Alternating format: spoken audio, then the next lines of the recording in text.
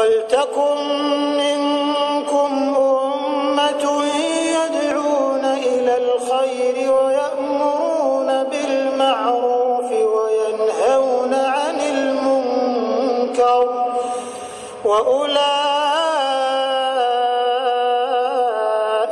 هُمُ الْمُفْلِحُونَ. Bismillahirrahmanirrahim.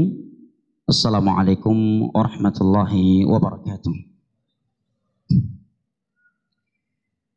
Innal hamdalillah nahmaduhu ta'ala wa nasta'inuhu wa nastaghfiruh wa na'udzu billahi min shururi anfusina wa min sayyiati a'malina. Man yahdihillahu fala mudilla lahu wa man yudlil fala hadiya lahu. وأشهد أن لا إله إلا الله وحده لا شريك له وأشهد أن محمدا عبده ورسوله صلى الله عليه وعلى آله وصحبه وسلم تسليما كثيرا. يقول ربنا جل وعلا في كتابه الكريم: يا أيها الذين آمنوا اتقوا الله حق تقاته ولا تموتن إلا وأنتم مسلمون. ويقول ربنا جل وعز: يا أيها الناس اتقوا ربكم الذي خلقكم من نفس واحدة وخلق منها زوجها وبث منهما رجالا كثيرا ونساء واتقوا الله الذي تساءلون به والأرحام إن الله كان عليكم رقيبا. ويقول ربنا جل جلاله: يا أيها الذين آمنوا اتقوا الله وقولوا قولا سديدا يصلح لكم أعمالكم ويغفر لكم ذنوبكم ومن يطع الله ورسوله فقد فاز فوزا عظيما. أما بعد، فإن أصدق الحديث كلام الله وخير الهدي هدي محمد صلى الله عليه وسلم وشر الأمور محدثاتها فإن كل محدثة بدعة وكل بدعة ضلالة وكل ضلالة في النار. A'adhani Allah wa iyyakum minan nar. Jamaah ibu bapak, saudara dan saudari yang saya muliakan dan saya cintai, rahimani wa rahimakumullah. Puji dan syukur senantiasa kita panjatkan kehadirat Allah Jalla wa Ala yang telah berfirman: wa in ta'uddu ni'matallahi la tuhsuha innal insana lazalumun kafar. Dan kalaulah kalian ingin menghitung-hitung akan nikmat Allah atas kalian, la tuhsuha, niscaya kalian tidak akan mampu menghitungnya. Sesungguhnya manusia itu pelaku kezaliman dan kekufuran. Berkat nikmat kesehatan dan kesempatan, setelah hidayah taufik darinya, kita dapat berkumpul dan bertemu kembali di rumahnya yang agung ini di atas undang-undang dasar kita, radhina billahi rabban wa bil islami dina wa bi Muhammadin sallallahu alaihi wasallam nabiyyan wa rasulah. Maka dengan itu kita memohon kepadanya bi asma'ihil husna wa sifatihil ula, dengan nama-namanya yang maha indah, dengan sifat-sifat yang maha tinggi, wa bismihil a'zam alladhi idza su'ila bihi ajab, dan dengan namanya yang paling agung yang apabila Allah diminta dengan al-ismul a'zam tersebut maka Allah akan mengabulkan permintaan tersebut. Kita memohon kepadanya sebagaimana ia telah mengumpulkan kita saat ini di rumahnya yang mulia ini, di kegiatan yang mulia ini, di atas undang-undang dasar yang mulia, radhina billahi rabba wa bil islami dina wa bi Muhammadin sallallahu alaihi wasallam nabiyyan wa rasulah, agar kembali mengumpulkan kita di dalam syurga firdausnya ma'an nabiyyin was-siddiqin wasyuhada'i was-salihin wa hasuna ulaika rafiqa pada hari kiamat kala. Amin ya rabbal alamin. Jamaah yang dimuliakan Allah, Al-Imam Ibnul Qayyim rahimahullahu ta'ala di dalam kitabnya Ijtima'ul Juyush menyatakan: an-ni'matu ni'matan, ni'matun muqayyadatun wa ni'matun mutlaqah. Sesungguhnya nikmat yang Allah berikan kepada manusia di dunia ini ada dua macam.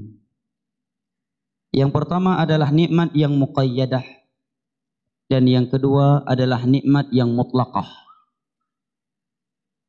Apa itu nikmat yang muqayyadah?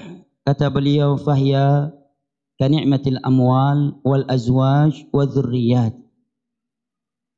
Berupa harta benda yang Allah berikan, pasangan hidup, anak keturunan,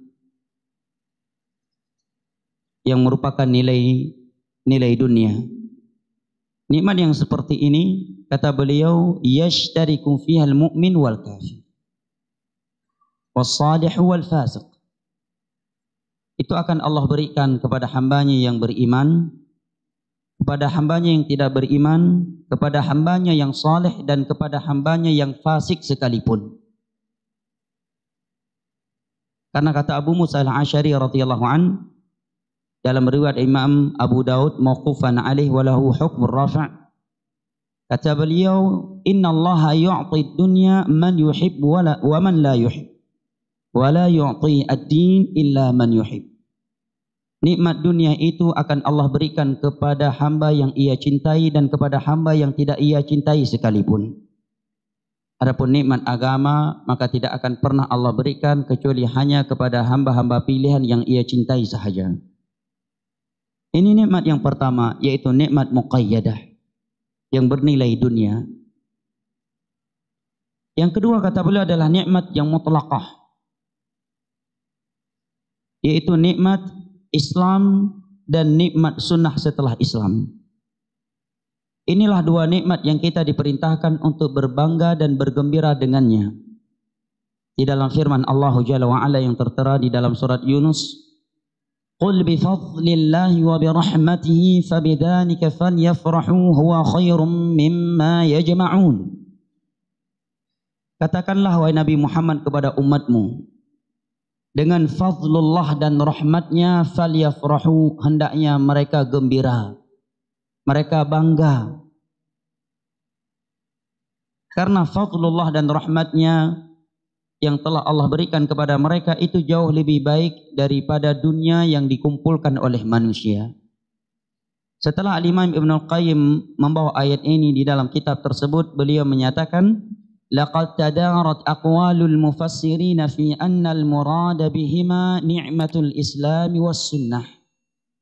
Sungguh telah masyhur di kalangan ulama tafsir bahwa yang dimaksud dengan fadlullah dan rahmatnya di dalam ayat suci ini yang kita diperintahkan untuk berbangga dan gembira dengannya adalah nikmat Islam dan nikmat sunnah. Sampai-sampai seorang ulama tabi'in yang bernama Abu Aliyah Syaqiq bin Salamah rahimahullah, beliau menyatakan, inni la ajri ayyan ni'mataini minallahi alayya a'zam. Saya tidak bisa menunjukkan mana yang lebih besar dari dua nikmat yang telah Allah anugerahkan kepadaku, antara nikmat Islam dan nikmat sunnah. Karena kata Al-Imam Al-Barbahari di awal kitab beliau Syarhus Sunnah, kata beliau, al-Islam huwa sunnah wa sunnatu hiyal Islam. Islam yang murni itu adalah sunnah, dan sunnah itulah Islam yang murni. Dan kata Al-Imam Ibn Rajab Al-Hambali di dalam kitabnya Jami'ul Ulumi wal Hikam, bahwa yang dimaksud dengan kalimat as-sunnah dalam bahasa ulama salaf adalah berpegang teguh dengan Al-Quranul Karim dan hadis-hadis Nabi sallallahu alaihi wasallam dengan pemahaman para sahabatnya ridwanullahi alaihim ajma'in. Maka kata Abu Aliyah, aku tidak bisa menunjukkan mana yang lebih besar dari dua nikmat ini.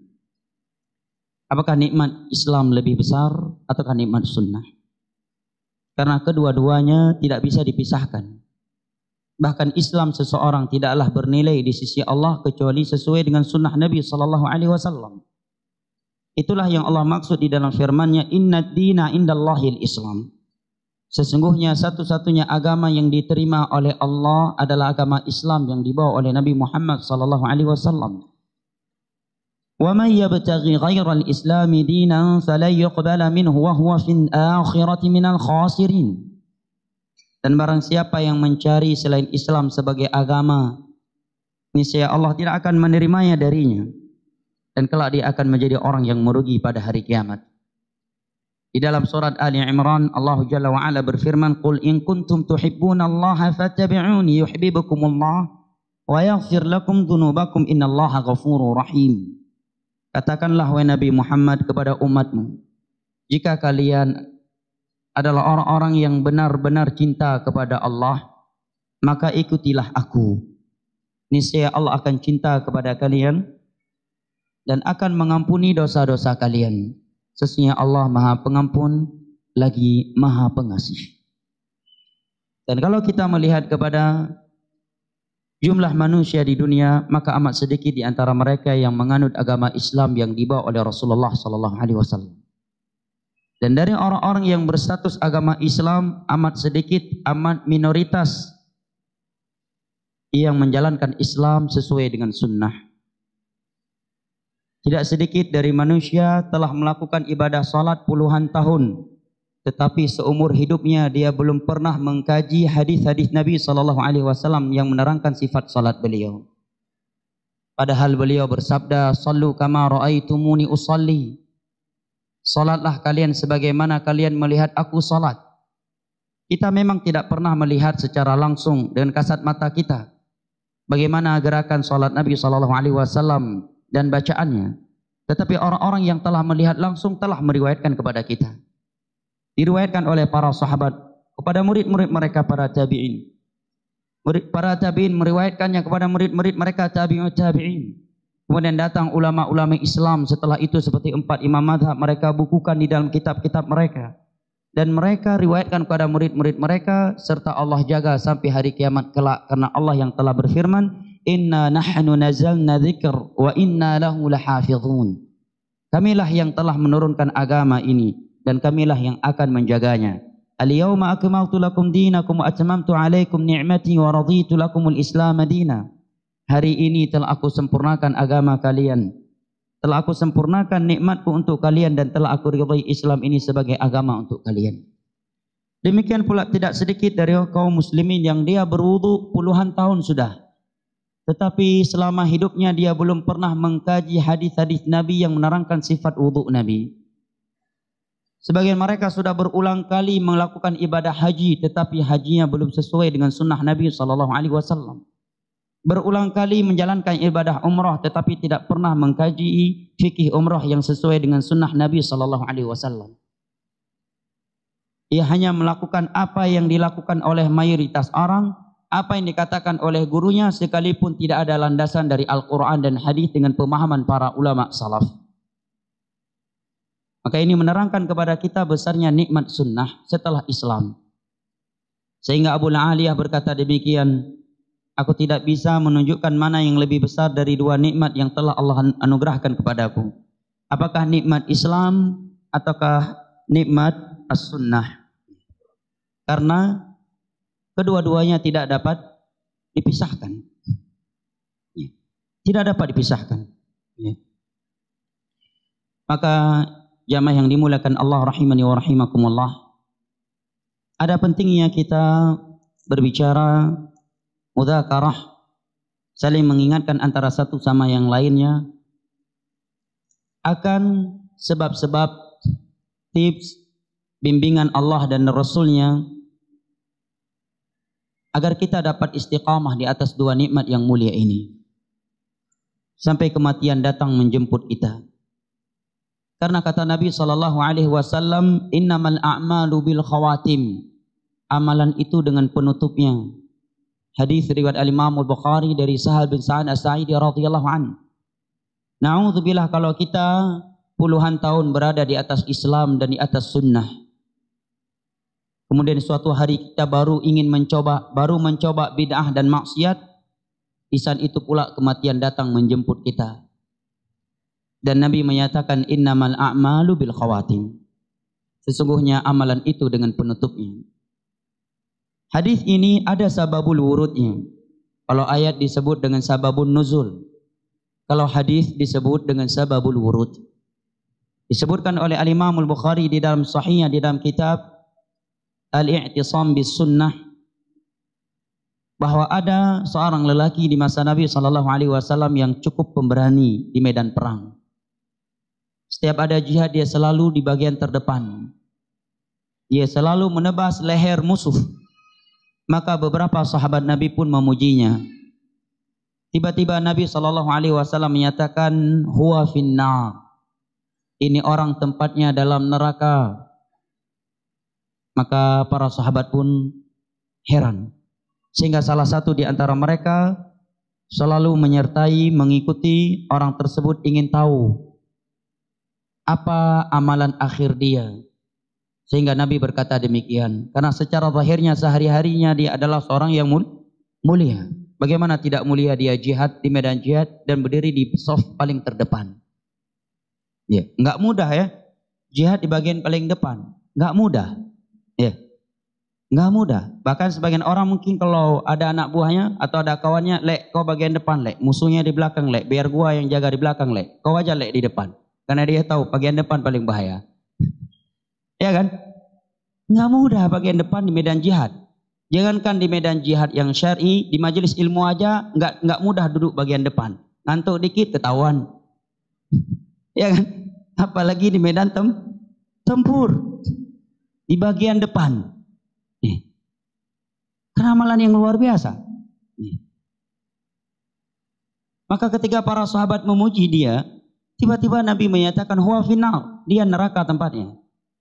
Maka salah satu dari sahabat Nabi mengikuti orang tersebut, ingin tahu dia mati dalam keadaan apa. Karena enggak mungkin dia mati husnul khatimah. Karena Nabi berkata demikian. Suatu ketika terjadi peperangan, dia terkena beberapa anak panah musuh. Dia pun tidak sabar. Kemudian dia nasaba saifah. Dia menancapkan pedangnya di tanah, kemudian menjatuhkan tubuhnya ke atasnya, faqatala nafsah. Ia pun membunuh dirinya. Melihat demikian, sahabat yang mulia tadi melihat ini orang mati dalam keadaan su'ul khatimah, yaitu bunuh diri. Dia langsung datang kepada Nabi SAW menyatakan, "Asyhadu annaka Rasulullah." Wahai Rasulullah, aku bersaksi bahwa engkau adalah utusan Allah. Sesungguhnya orang yang kami puji dan engkau katakan dia di dalam neraka, aku telah melihatnya mati dalam keadaan su'ul khatimah. Maka Nabi pun bersabda, "Inna ahadakum la ya'malu bi'amali ahli al-jannah fima yabdu lin-nas wa huwa min ahli an-nar. Wa inna ahadakum la ya'malu bi'amali ahli an-nar fima yabdu lin-nas wa huwa min ahli al-jannah. Innamal a'malu bil khawatim." Ini sababul wurud. Nabi pun bersabda, sesungguhnya sebagian orang dia melakukan ibadah-ibadah penduduk surga menurut pandangan manusia, padahal dia dari penduduk neraka. Sebagai contoh misalkan, ada orang yang salat. Ada orang yang salat, mati dalam keadaan sujud. Mati dalam keadaan salat. Seorang ustadz mati sedang keadaan berceramah. Seorang ustadz mati dan dia sedang berkhutbah Jumat. Zahirnya kita akan menyatakan apa? Dia mati husnul khatimah, ya kan? Tetapi bisa jadi dia mati su'ul khatimah di sisi Allah karena ketika dia mati dalam keadaan riya. Dia senang dengan pujian dan sanjungan manusia atas ibadah tersebut. Riya dosa syirik. Sekecil-kecilnya syirik jauh lebih besar daripada maksiat. Jauh lebih berbahaya mati di atas riya daripada mati di atas zina. Jauh lebih berbahaya mati di atas riya daripada mati di atas dosa membunuh, riba, homo dan yang semisal dengannya dari maksiat-maksiat yang ada. Karena riya sekecil apapun dia masih masuk ke dalam kategori syirik. Ini sebagai contoh jemaah. Walaupun ketika kita memberi nilai kepada seseorang, kita menilainya yang dengan yang nampak, adapun isi hatinya hanya dia dengan Allah yang maha mengetahui. Kita akan menyatakan insya Allah dia husnul khatimah. Tidak boleh tanpa insya Allah. Harus ada kalimat insya Allah. Tetapi bisa jadi dia su'ul khatimah di sisi Allah. Karena kita nggak tahu akan niat dia ketika dia mati seperti itu. Makanya kata Imam Ibn Rajab Al-Hambali dalam kitabnya Lataiful Ma'arif, su'ul khatimah itu sebabnya lidasisatin fi qalbi. Karena ada niat buruk. tujuan-tujuan yang tercela di dalam hatinya, sehingga dia mati dalam keadaan husnul khatimah, su'ul khatimah. Misalkan orang mati dalam masjid padahal dia sedang berencana untuk maksiat, bukan sekedar bisikan hati, memang sudah rencana, udah jadwal jam 10, cuma belum pergi karena belum datang jam 10 misalkan.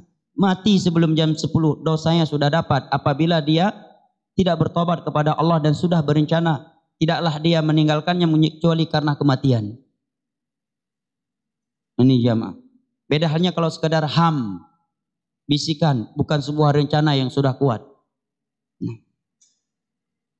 Kemudian kata Nabi SAW, dan ada pula di antara kalian yang dinilai oleh manusia sebagai penghuni neraka Allah, padahal dia dari penduduk surga.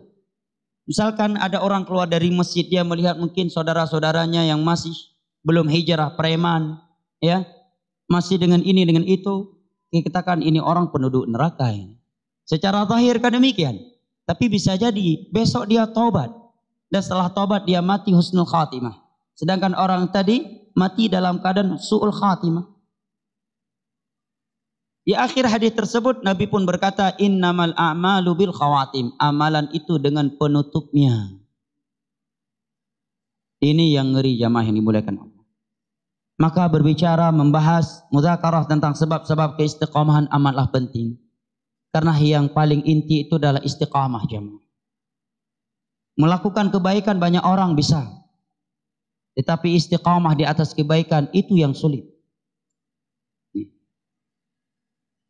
Oleh karena yang Allah Jalla wa'ala berfirman di dalam surah An-Nisa, walau annahum fa'alu ma yu'aduna bihi lakana khairan lahum wa asyadda tathbita.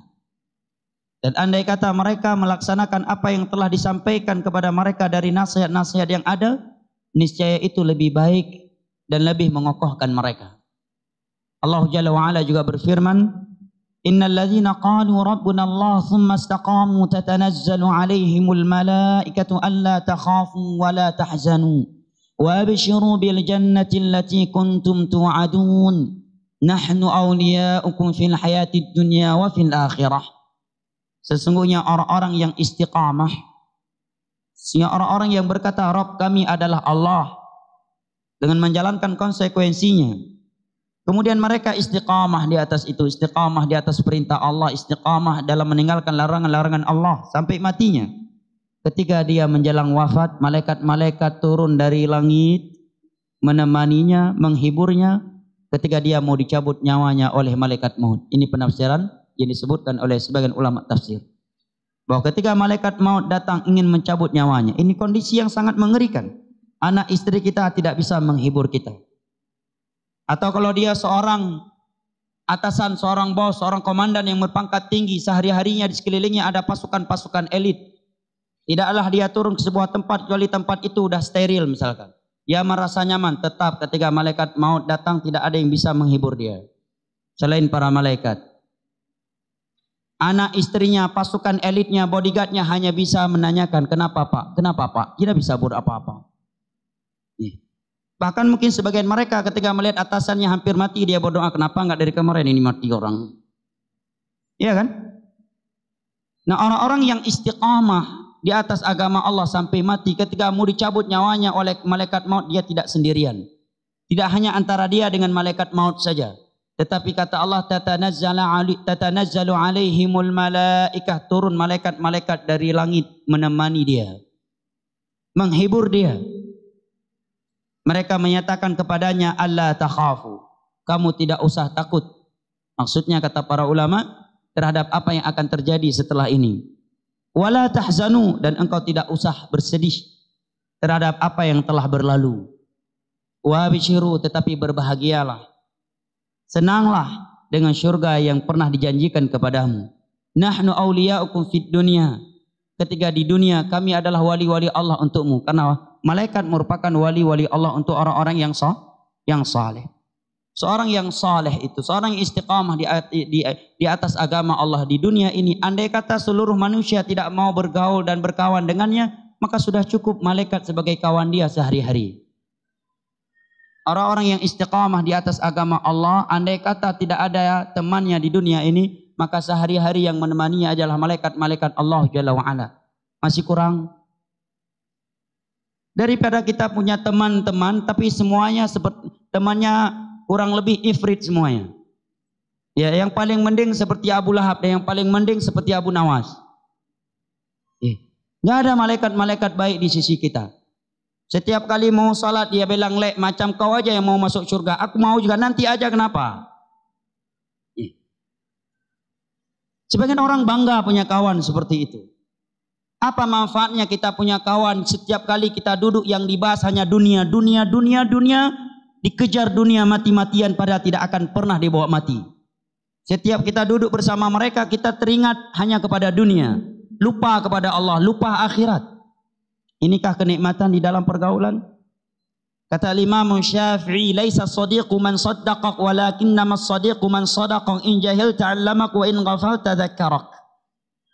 Bukanlah teman sejati itu adalah orang yang selalu membenarkan kamu. Tetapi teman sejati itu adalah orang yang memberikan engkau ilmu ketika engkau tidak tahu. Dan dia mengingatkan engkau ketika engkau lalai di telepon. "Mana antum? Kau udah jarang salat berjamaah. Kau udah jarang ikut kajian. Kau penampilannya sudah agak manzilah bainal manzilatain." Maka dia pun tertegur. Maka kata Allah Jalla wa'ala, orang-orang yang istiqamah ketika menjelang wafat, ketika nyawanya mau dicabut oleh malaikat maut sudah ada di sisinya, turun malaikat-malaikat dari langit menghibur, menemani dia.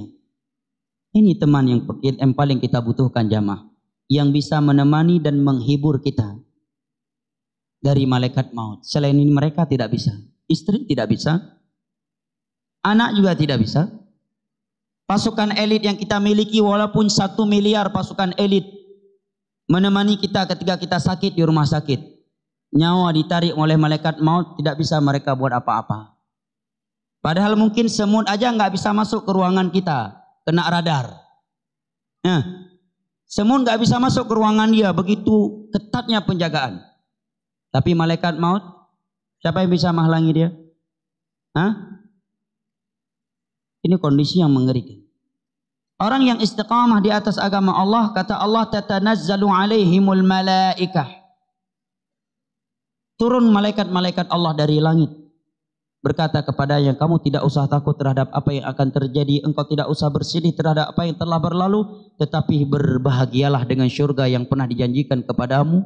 Sesungguhnya kami adalah wali Allah kepadamu ketika engkau masih di dunia. Dan kami pula yang akan menjadi wali engkau ketika engkau sudah mati." Ya, bukan hanya di dunia dia ditemani oleh malaikat, setelah kematian pun ditemani oleh malaikat-malaikat Allah Jalla wa'ala. Berkat apa jamaah? Istiqamah. Berkat istiqamah. Di dalam riwayat Al-Imam Muslim dari sahabat Abu Sufyan Ats-Tsaqafi radhiyallahu anhu, ketika beliau berkata kepada Nabi SAW, "Qul fil islami qawlan la as'alu anhu ghairak." Wahai Rasulullah SAW, ucapkan kepadaku sebuah ucapan yang sangat mencakup tentang Islam, yang aku tidak akan menanyakannya lagi kepada selainmu. Ini kan permintaan yang sulit ya. Ucapkan ucapan yang sangat mencakup, sangat sempurna tentang Islam. Jadi kalau kita seorang ustadz ada orang yang meminta demikian, kita bingung. Coba ustadz berikan kaidah umum dalam dalam hal ini atau dalam hal itu. Kita perlu mikir panjang dulu apa yang mau diucapkan. Karena ini permintaan yang sangat dalam ya, yang sangat kuat. Ucapkan untukku sebuah ucapan tentang Islam yang aku tidak akan menanyakannya lagi kepada selainmu. Apa kata Nabi SAW? Qul amantu billah tsumma istaqim. Katakanlah aku beriman kepada Allah, kemudian istiqamahlah. Karena tidak ada manfaatnya kita beriman siang dan malam kita beribadah kepada Allah. Rupanya pas kematian datang, kita dalam keadaan su'ul khatimah. Innamal a'malu bil khawatim. Amalan itu dengan penutupnya. Jangan main-main jamaah. Seluruh permainan yang kita mainkan di dunia ini tetap mati punya nilai.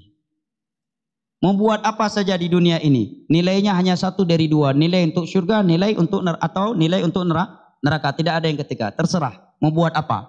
Dari semenjak kita berumur balik sampai mati, dari semenjak tidur lagi, bahkan tidurnya kita juga demikian, bernilai untuk dua hal saja, untuk masuk surga atau untuk masuk neraka, tidak lebih dari itu. Sekalipun status sosial kita berbeda-beda, ingat itu. Nah. Maka kata Nabi SAW, katakan aku beriman kepada Allah dan istiqomahlah. Dan istiqomah itu berat jamaah, enggak mudah. Oleh karenanya keutamaannya sangatlah besar.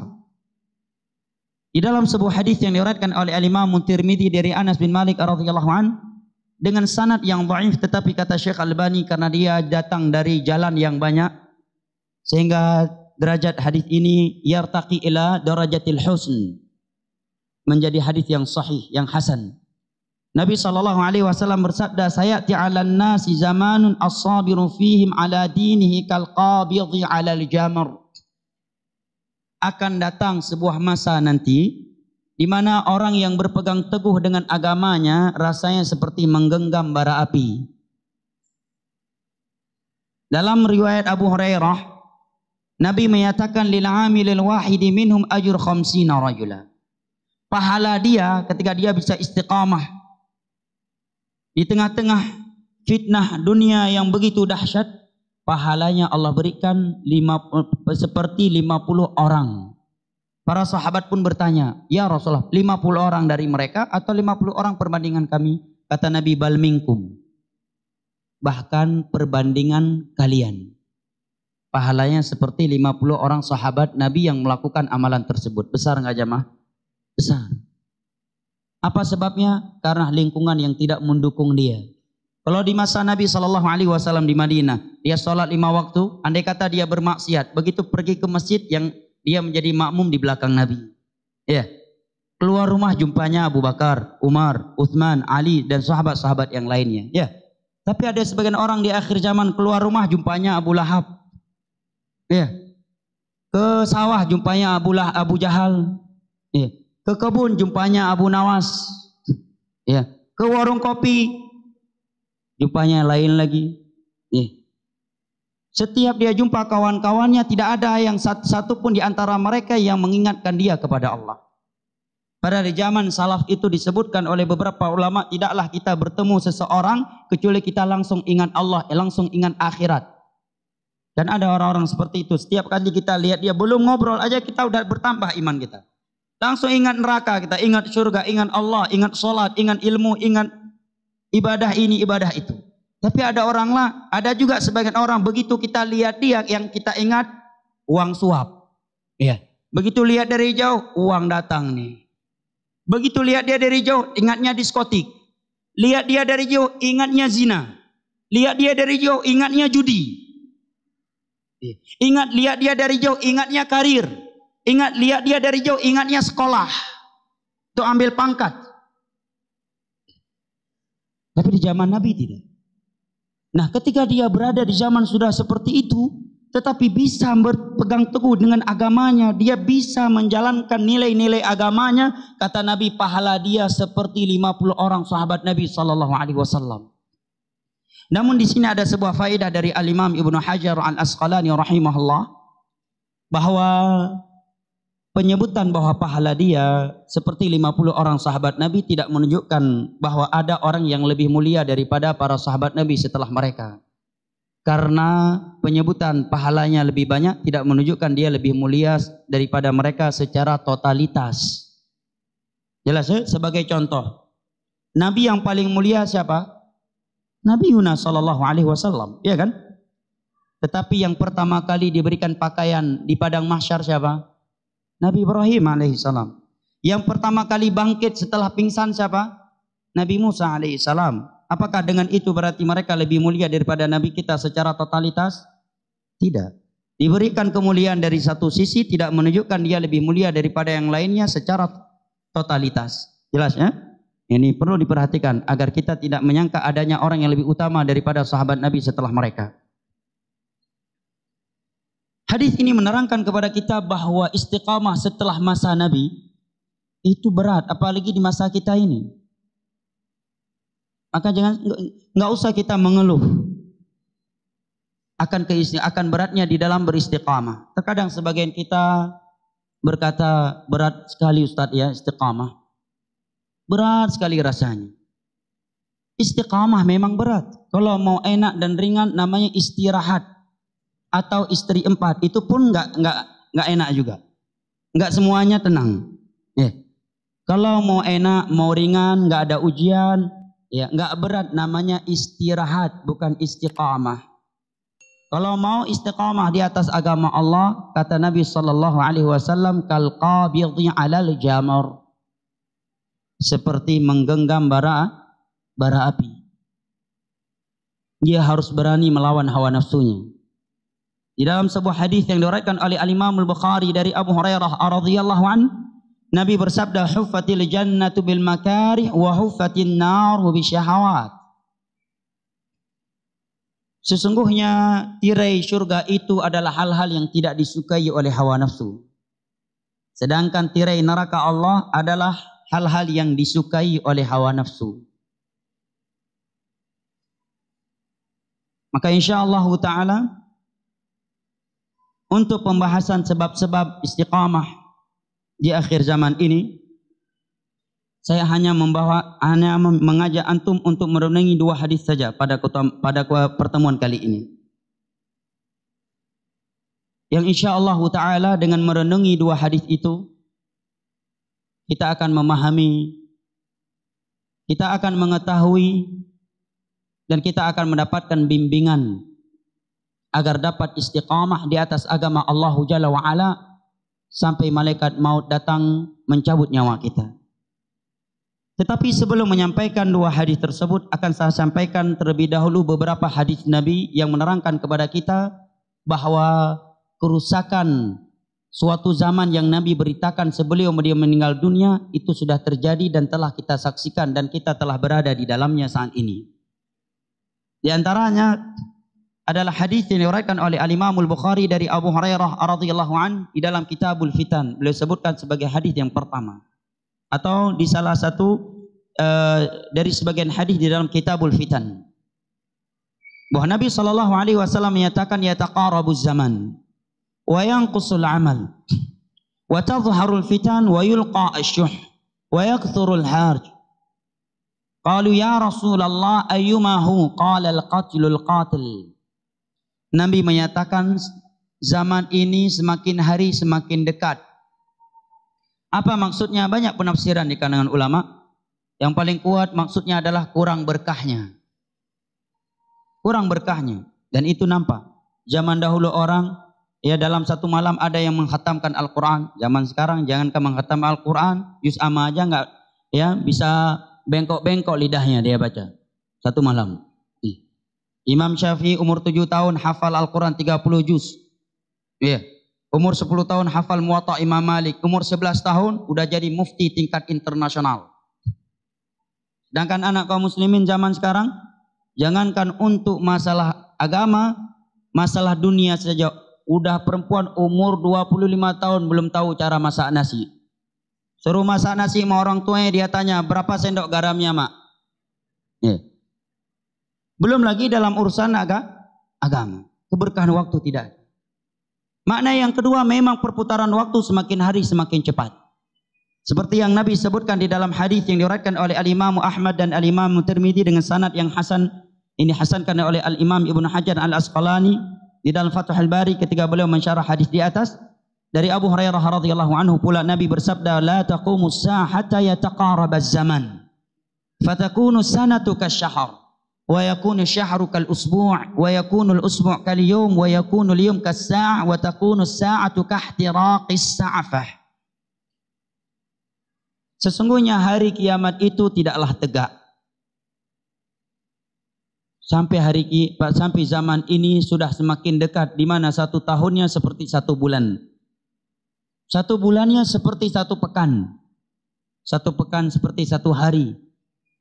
Waktu 1 hari kesah, sa'ah bahasa Arab itu artinya waktun qasir. Bukan sa'ah yang ada di dinding. seperti waktu yang sangat pendek. Sangat singkat. Dan waktu pendek, waktu yang singkat, habisnya berlalunya seperti habisnya pelepah kurma yang kering tatkala dibakar. Atau kalau kita orang Indonesia, daun pisang yang kering ketika dibakar cepat nggak Pak? Itulah waktu. Tak terasa di antara kita ada yang umurnya sudah 60 tahun, 70 tahun, 60 tahun, 50 tahun. 30 tahun, 25 tahun, nggak terasa. Tak terasa udah punya istri sekian. Tak terasa udah punya anak sekian. Tak terasa udah punya umur sekian. Tiba-tiba udah man rabbuka wa ma dinuk wa man nabiyuk. Baru terkejut. Gak bermanfaat lagi. Sudah selesai riwayat taubat. Masa taubat, kesempatan udah selesai. Yang kedua kata Nabi SAW, wa yanqusul amal.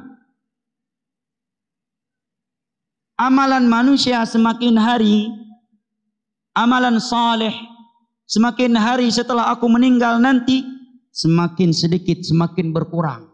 Dan itu terlihat secara fakta. Sebagai contoh misalnya, kalau ada konser dan ada masjid, orang lebih banyak ke pentas, ingin ikut konser atau ikut ke masjid? Orang lebih semangat mana? Ke konser atau ke masjid? Ke konser, kau tahu? Pengalaman pribadi? Oh banyak contohnya. Bilang aja pengalaman pribadi sebelum hijrah, kan nggak masalah. Ini bukti, ya kan? Bahkan di sebagian tempat pentas konser mulai dari sebelum maghrib sampai pertengahan malam. Adzan maghrib tak terdengar karena suara dangdut. Suara adzan tak terdengar karena suara dangdut. Subhanallah. Dan yang memenuhi panggung itu orang-orang yang beriman kepada Allah dan mengaku sebagai umat Nabi Muhammad.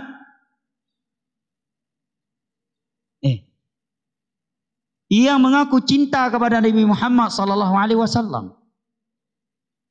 Belum lagi kalau mau ditinjau dari sisi amalan yang ada sesuai dan tidak ada dengan petunjuk Nabi.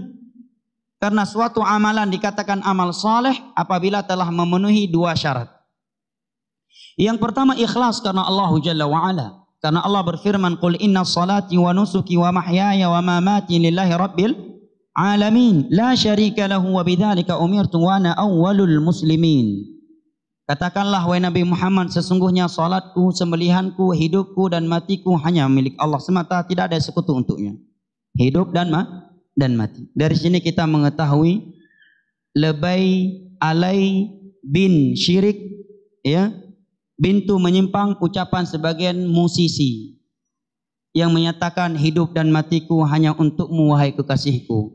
Itu ucapan yang alai bin lebay bintu syirik. Karena Allah menyatakan qul inna salati wa nusuki wa mahyaya wa mamati lillahi rabbil alamin. La syarika lahu wa bidzalika umirtu wa ana awwalul muslimin. Fa'budillaha mukhlishan lahuddin. Wa ma umiru illa liya'budullaha mukhlishina lahuddin hunafa. Yang kedua, mesti sesuai dengan tuntunan Nabi sallallahu alaihi wasallam dari sisi caranya, ya sababiyah, sebabnya. Contohnya misalkan seorang yang mau duduk di masjid, dia sholat 2 rakaat, sebabnya apa? Masuk masjid, ada dalilnya, hadis Abu Qatadah. Ya, hadis dari Abu Qatadah yang diriwayatkan oleh Imam Al-Bukhari, "Idza dakhala ahadukum al-masjid fala yajlis hatta yusalli raka'atain." Jangan kalian duduk kalau masuk masjid sampai salat 2 rakaat. Tiba-tiba ada orang sebelum masuk mobil baru dia salat dulu tahiyatul mobil baru 2 rakaat. Kita bilang enggak bisa karena enggak ada tuntunan dari Nabi sebab itu. Ya. Atau dia punya rumah baru, dia salat sunnah 2 rakaat dengan alasan salat sunnah tahiyatul rumah baru 2 rakaat, enggak bisa karena sebabnya tidak ada dalil. Kesesuaian dengan sunnah Nabi dari 5 sisi. As-sababiyah dari sisi sebabnya, al-kaifiyah caranya, al-adadiyah jumlahnya, al-makariyah tempatnya, az-zamaniyah yang kelima dari sisi waktunya. Nabi SAW bersabda, "Man 'amila 'amalan laysa 'alaihi amruna fahuwa rad." Barang siapa yang melakukan suatu amalan yang tidak sesuai dengan tuntunan kami, maka amalan tersebut tertolak. Hadis riwayat Imam Muslim dari Aisyah radhiyallahu anha. Karena Islam bukanlah agama yang hanya mengajak penganutnya untuk semangat beribadah, untuk berlomba-lomba siapa yang paling banyak. Bukan.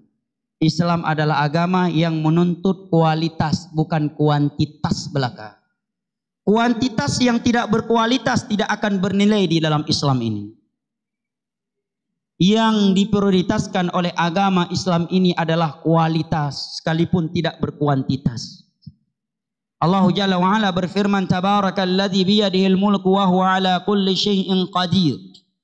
Alladzi khalaqal mauta wal hayata liyabluwakum ayyukum ahsanu amala. Allah tidak menyatakan ayyukum aktsaru amala, ayyukum aktsaru ta'aba, tetapi Allah menyatakan ayyukum ahsanu amala, siapa yang paling bagus amalannya. Bukan siapa yang paling banyak, siapa yang paling capek, tetapi siapa yang paling bagus. Apa maksudnya ayyukum ahsanu amala? Kita tidaklah lebih paham daripada ulama tafsir yang bernama Fudail bin Iyad. Beliau menyatakan tentang ayat ini yang dinukilkan oleh Al-Imam Ibnu Katsir dalam tafsir Al-Qur'anil Azim di bawah ayat ini. Kata beliau, ayyukum ahsanu amala, maksudnya adalah akhlasukum wa aswabukum. Siapa yang paling ikhlas karena Allah dan siapa yang paling mencocoki tuntunan Nabi sallallahu alaihi wasallam. Ini maksud ayyukum ahsanu amala. Nah, kalau kita ingin melihat kepada amalan manusia di dunia ini dengan dua syarat ini, dari mereka orang-orang yang mau beramal, apalagi orang yang tidak beramal ya, maka jauh lebih sedikit lagi amalan soleh itu. Ya. Yang sholat itu sedikit, betul? Yang sholatnya itu sesuai dengan tuntunan Nabi jauh lebih sedikit lagi. Yang haji sedikit. Dan dari kalangan orang yang hajinya sesuai dengan sunnah Nabi itu jauh lebih sedikit lagi. Yang umrah itu sedikit.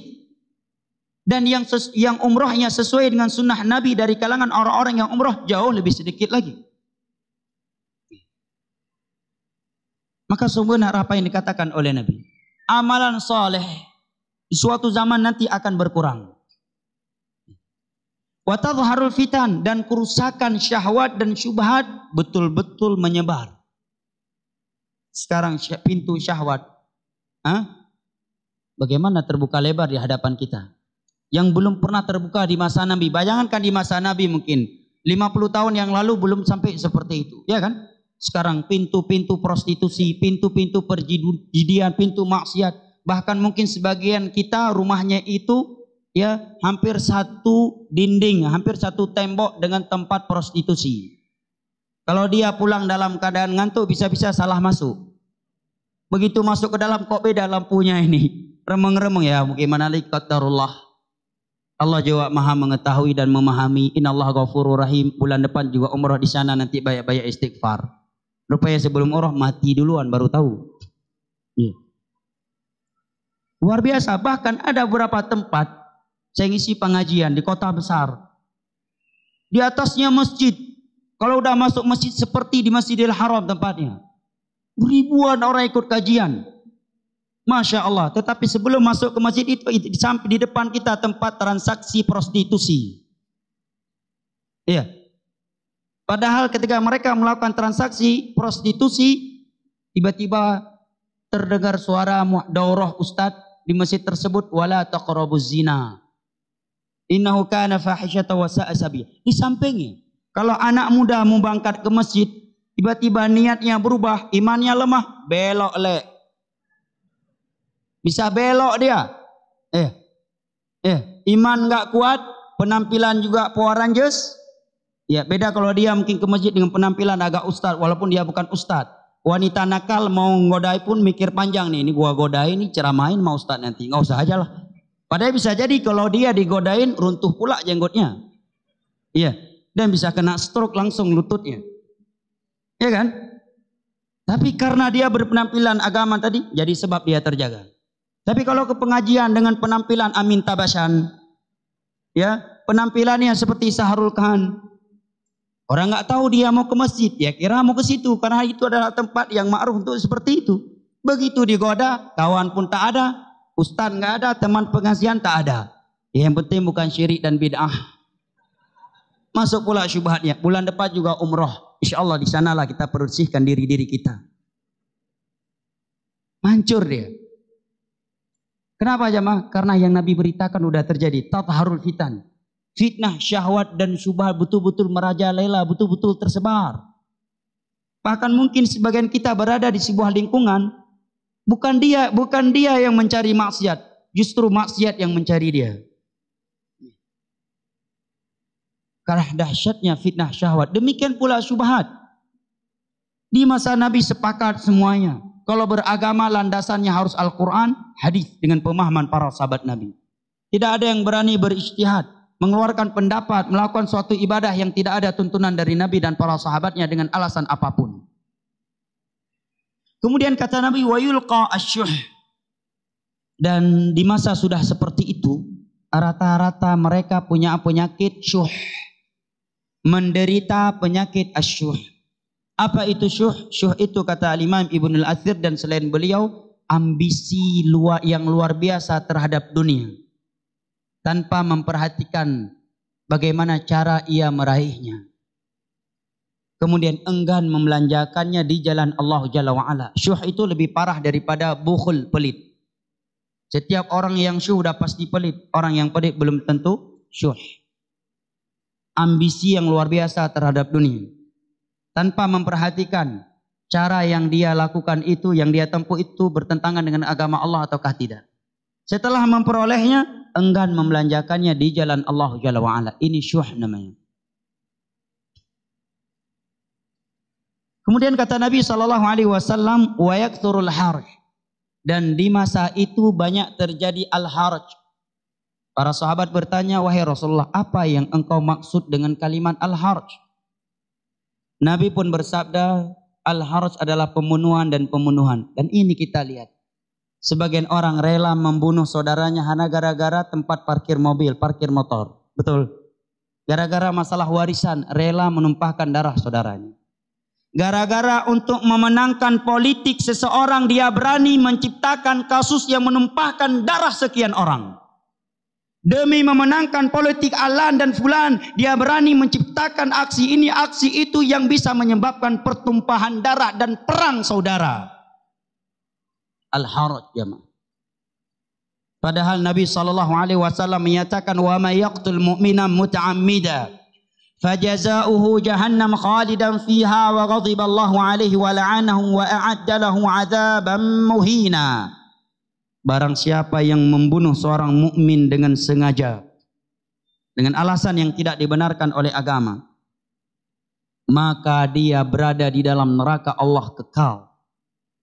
Kekal di sini kata para ulama, kalau dia menghalalkan berarti murtad, berarti kekal selama-lamanya. Tapi kalau dia tidak menghalalkan dan dia tidak melakukan pembatal Islam, maka maksud khalidan fiha di sini kata para ulama adalah tulul mukth.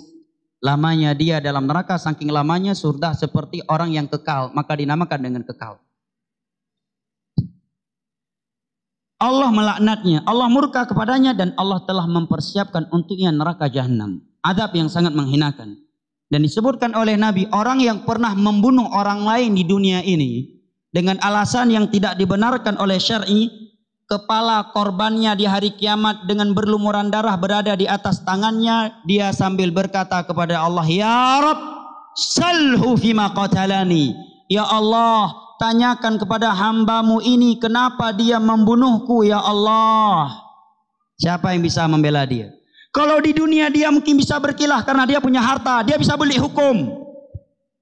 Kalau di dunia dia bisa selamat karena dia punya kekuatan, punya jabatan, punya pangkat. Di depan Allah, siapa yang akan membela dia? Jangankan orang lain, orang tuanya sendiri, anak kandungnya, istrinya sendiri, lari dari dia. Di kondisi sudah seperti itu, kepala korban pembunuhan dia ada di tangannya dalam keadaan berlumuran darah dan berkata, ya Rabb, salhu fima qatalani. Ya Allah, tanyakan kepada dia kenapa dia membunuh aku. Jangan main-main dengan darah kaum muslimin. Selamat di dunia, oke lah. Begitu dicabut nyawa oleh malaikat maut, mau kemana? Oke lah hidup di dunia ini 1000 tahun. Andai kata punya umur 1000 tahun. 1000 tahun tidak ada yang bisa menggoyang kekuatan kita. 1000 tahun kita selalu menjadi orang number one. Menjadi number wahid. Tidak ada yang berani menantang kita. Tidak ada yang berani melawan kita. Kalau malaikat maut datang, siapa yang bisa menghalanginya? Berapa pasukan elit kita? Berapa hebat alat teknologi kita? Berapa banyak bodyguard kita? Sekalipun kita bersembunyi di belakang benteng Takeshi sekalipun, malaikat maut akan tembus dan mencabut nyawa kita. Jangan main-main kalau udah masalah surga dan neraka. Dan ini banyak terjadi di akhir zaman, kata Nabi. Apabila kita merenungi apa yang Nabi SAW sebutkan di hadis di atas, dalam hadis di atas, maka sungguh apa yang telah beliau sampaikan itu telah terlihat dan sudah kita alami di masa sekarang, ya kan? Contoh yang lainnya adalah apa yang beliau sabdakan di dalam hadis yang diriwayatkan oleh Al-Imam Ibnu Majah dari Abu Hurairah radhiyallahu anhu. Nabi menyatakan, sata'ti 'alan nas sanawat khadda'at yusaddaqu fiha al-kadhib wa yukadzabu fiha as-sadiq wa yu'tamanu fiha al-kha'in wa yukhawwanu fiha al-amin wa yatakallamu fiha ar-ruwaybidah. Qalu wa ma ar-ruwaybidatu ya Rasulullah? Qala ar-rajulu at-tafih yatakallam fi amri al-'ammah. Akan datang suatu masa yang penuh dengan pemutarbalikan fakta, kata Nabi. Orang yang jujur dikatakan dusta. Seorang yang pendusta dikatakan seorang yang jujur. Seorang pengkhianat dikatakan amanah, diberikan amanah. Seorang yang amanah dikatakan pengkhianat. Ketika masa sudah seperti itu, si Ruwaybidah banyak berbicara. Para sahabat pun bertanya, siapakah Ruwaybidah yang engkau maksud wahai Rasulullah? Maka Nabi menjawab, seorang yang dungu berbicara tentang urusan-urusan besar. Apalagi masa sekarang modal selebgram, bisa bicara apa yang dia suka karena dia selebgram. Punya follower ribuan. Iya. Dia bisa berfatwa. Bahkan sebagian orang nggak diketahui belajar agama di mana. Mantan napi karena punya follower banyak langsung menjadi mufti online untuk masyarakat online alias netizen.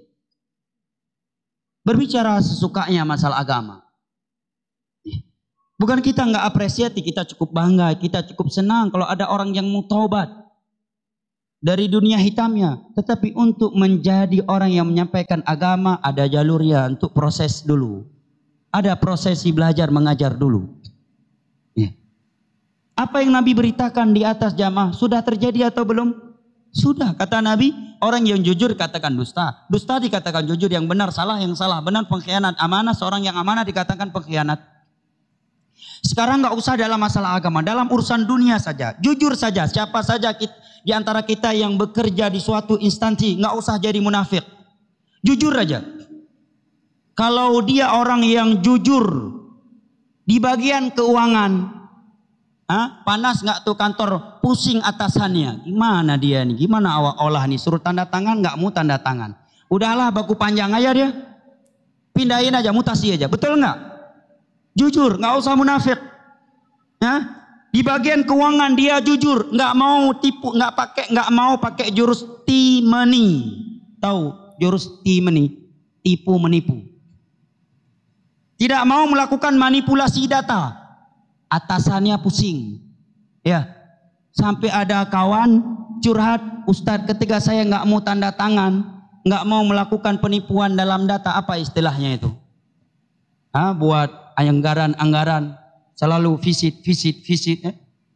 Apa namanya istilah itu? Manipulasi, manipulasi data lah kurang lebih ya.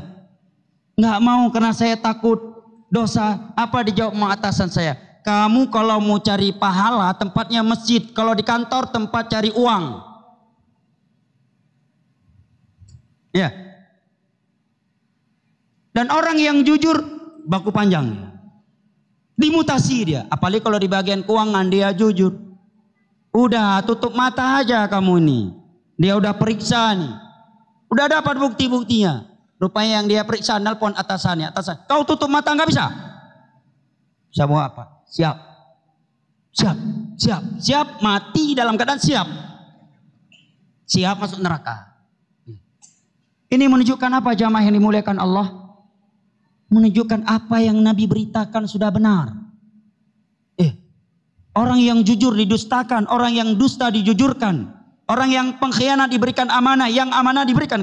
Kita bahas kaidah umum ya, jangan ditarik ke ini ke sana. Kita bahas hadis Nabi, ya, kaidah umum sebagai renungan untuk kita semua, bukan sedang memvonis suatu ormas, suatu instansi. Tetapi ini sebuah peringatan untuk pribadi kita masing-masing. Karena kita semua juga belum pasti masuk surga dan selamat dari neraka. Baik yang sedang berbicara maupun yang sedang mendengar. Belum lagi dalam urusan agama. Wanita yang pakai cadar begitu aneh zaman sekarang. Ada yang menyebutkannya kayak hantu. Ninja Hattori. Sayang cantik-cantik pakai pakaian kayak gitu. Anak orang yang pakai cadar dia yang pusing. Padahal nggak pernah minta uang sama dia untuk beli cadar. Aneh. Padahal itu pakaian Islam. Istri Nabi bercadar. Para sahabat, para tabi'in, 4 mazhab. Bahkan di masa Ibnu Hajar menyatakan sudah terbiasa. Wanita itu menutup wajah mereka. Itu bukan budaya orang Arab. Nabi datang, cadar belum ada di Arab. 13 tahun Nabi berdakwah di Mekah, cadar itu belum ada. Di Madinah baru turun masalah cadar, masalah tutup wajah untuk kaum wanita. Jadi bukan budaya Arab. Itu adalah penampilan yang paling modern. Kenapa? Karena agama paling terbaik adalah agama Nabi Muhammad. Aneh sekarang kan, dikucilkan. Bahkan mungkin bukan sekedar orang lain yang mengucilkannya, keluarga besarnya. Apalagi menjelang pernikahan. Gimana kita buat acara walimah ini? Duduk di pelamin, anak kita pakaian kayak gitu. Alah nak, kamu buka 1 hari aja nak. Juga di sini juga nggak ada teman-teman kajian, kan nggak ada yang tahu juga. 1 hari aja buka, itu beratnya minta ampun. Bukan malah dia didukung, disupport untuk taat kepada Allah. Bahkan mungkin sebagian keluarga besarnya nggak pede jalan bareng sama dia karena penampilan dia yang Islami tersebut. Orang merasa risih dengan penampilan dia. Tapi coba dengan wanita yang buka-bukaan, nggak ada orang yang memprotesnya, ya kan? Padahal banyak korban gara-gara penampilan dia kayak gitu. Sebagian laki-laki nabrak tembok gara-gara dia, ya. Sebagian orang jatuh dari motor gara-gara penampilan dia itu, nggak ada yang protes. Begitu ada yang wanita menutup aurat, uang sendiri, beli cadar pakai uang sendiri, beli baju uang sendiri. Orang lain yang ribut, tetangga yang ribut, luar biasa. Akhir zaman jamaah. Jenggot juga, ini jenggot kan tumbuh sendiri kan. Tumbuh sendiri kecuali kita oles saus di sini. Mengganggu orang lain, ya kan? Tumbuh sendiri. Dan jenggot bukan budaya orang Arab. Nabi datang, sekian tahun tidak ada perintah tentang jenggot.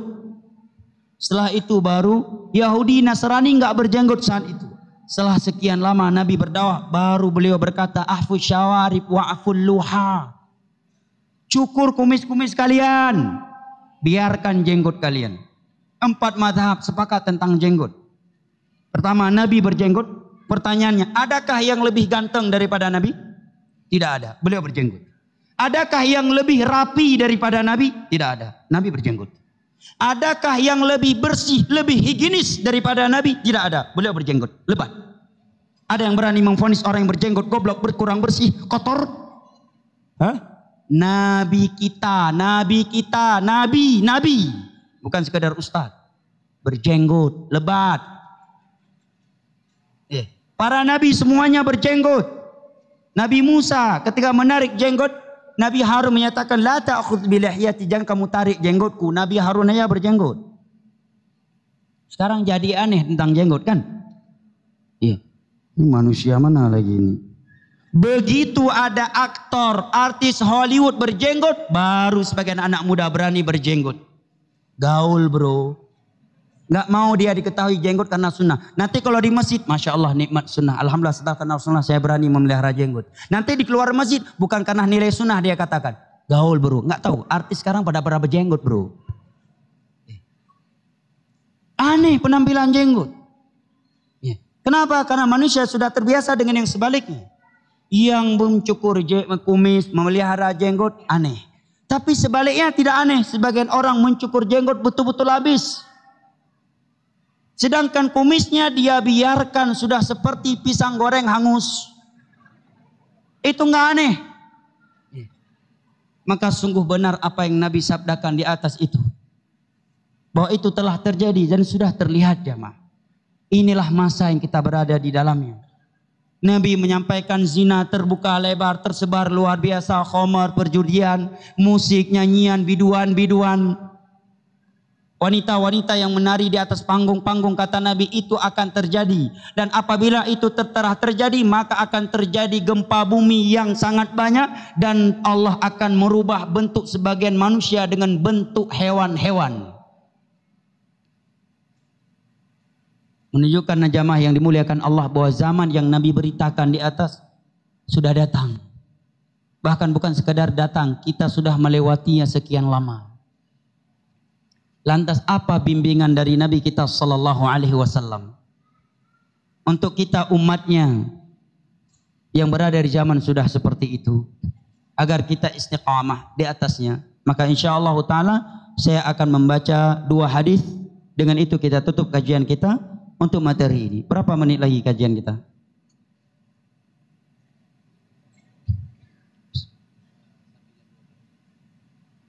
Sampai jam 12. Antum sampai kuat duduk jam berapa?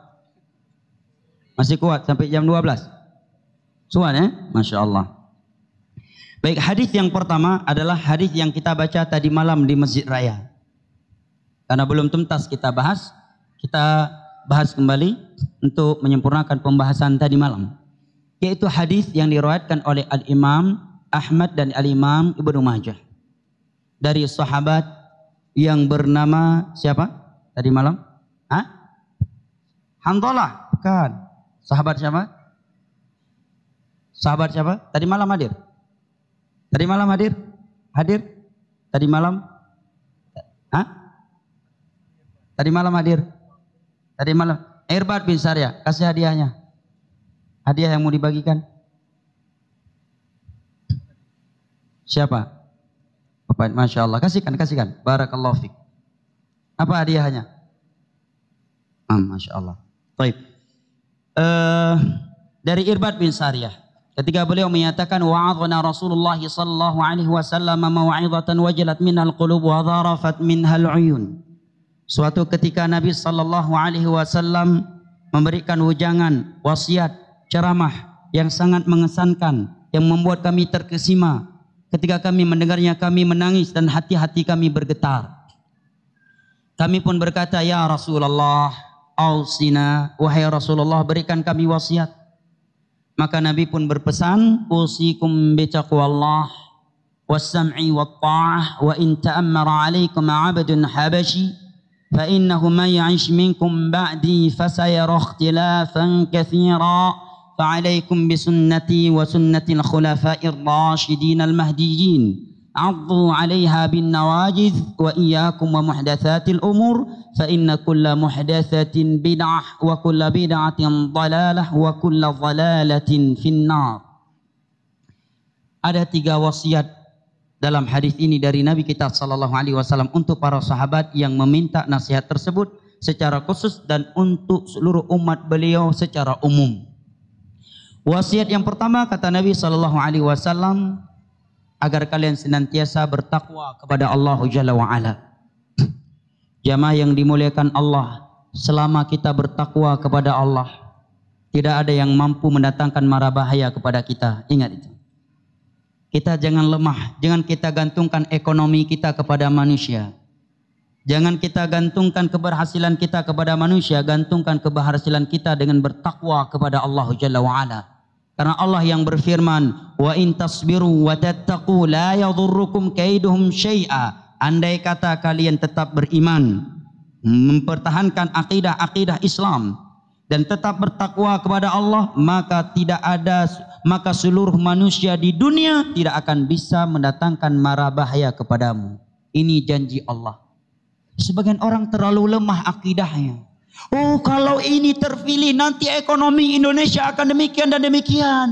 Kalau dia yang naik nanti ekonomi demikian dan demikian. Berarti kita akan ini, kita akan itu. Lemah sekali imanmu. Ekonomi kita di tangan Allah Rabbul Alamin dan akan kita raih dengan iman dan takwa.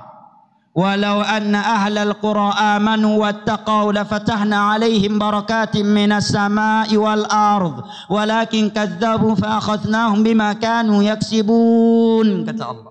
Andai kata penduduk sebuah negeri benar-benar beriman dan bertakwa, niscaya akan kami turunkan untuk mereka berkah dari langit dan dari bumi. Hanya saja mereka mendustakan Allah, Rasulnya, agamanya, sehingga kami pun menimpakan kepada mereka azab atas perbuatan mereka sendiri.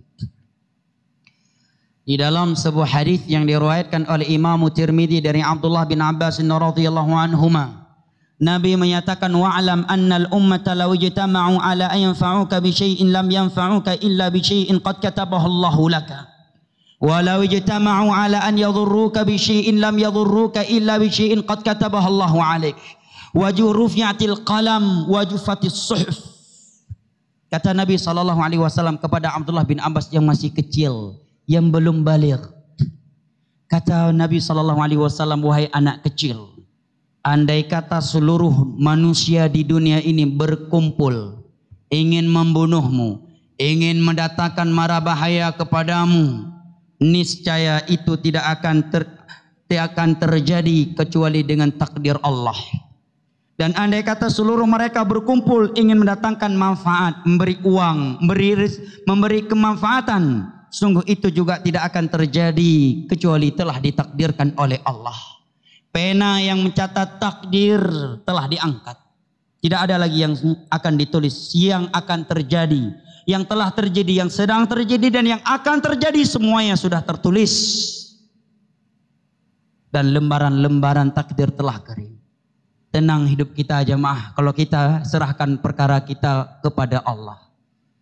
Anda sebagai siapa? Sebagai petani, seorang tukang becak, seorang pengusaha, anggota polisi, aparat keamanan polisi, TNI, bisnismen, serahkan semua urusan Anda kepada Allah.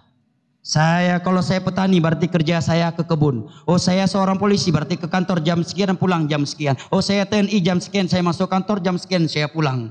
Oh, saya seorang ustadz jam sekian saya mengajar, jam sekian ini. Saya tukang becak jam sekian ini. Serahkan. Begitu keluar kita baca doa keluar rumah. Naik kendaraan kita baca naik kendaraan. Kemudian kita lakukan sebab-sebab yang tidak bertentangan dengan agama Allah. Banyak sedikitnya itu di dalam takdir Allah. Kecerdasan kita bukanlah sebab kita kaya, dan kebodohan kita bukan pula sebab kita kemiskinan, tetapi itu semuanya sudah ditakdirkan. Rezeki kita tidak akan pernah tertukar dengan rezeki orang lain, dan rezeki kita tidak akan mungkin mampu diambil oleh orang lain.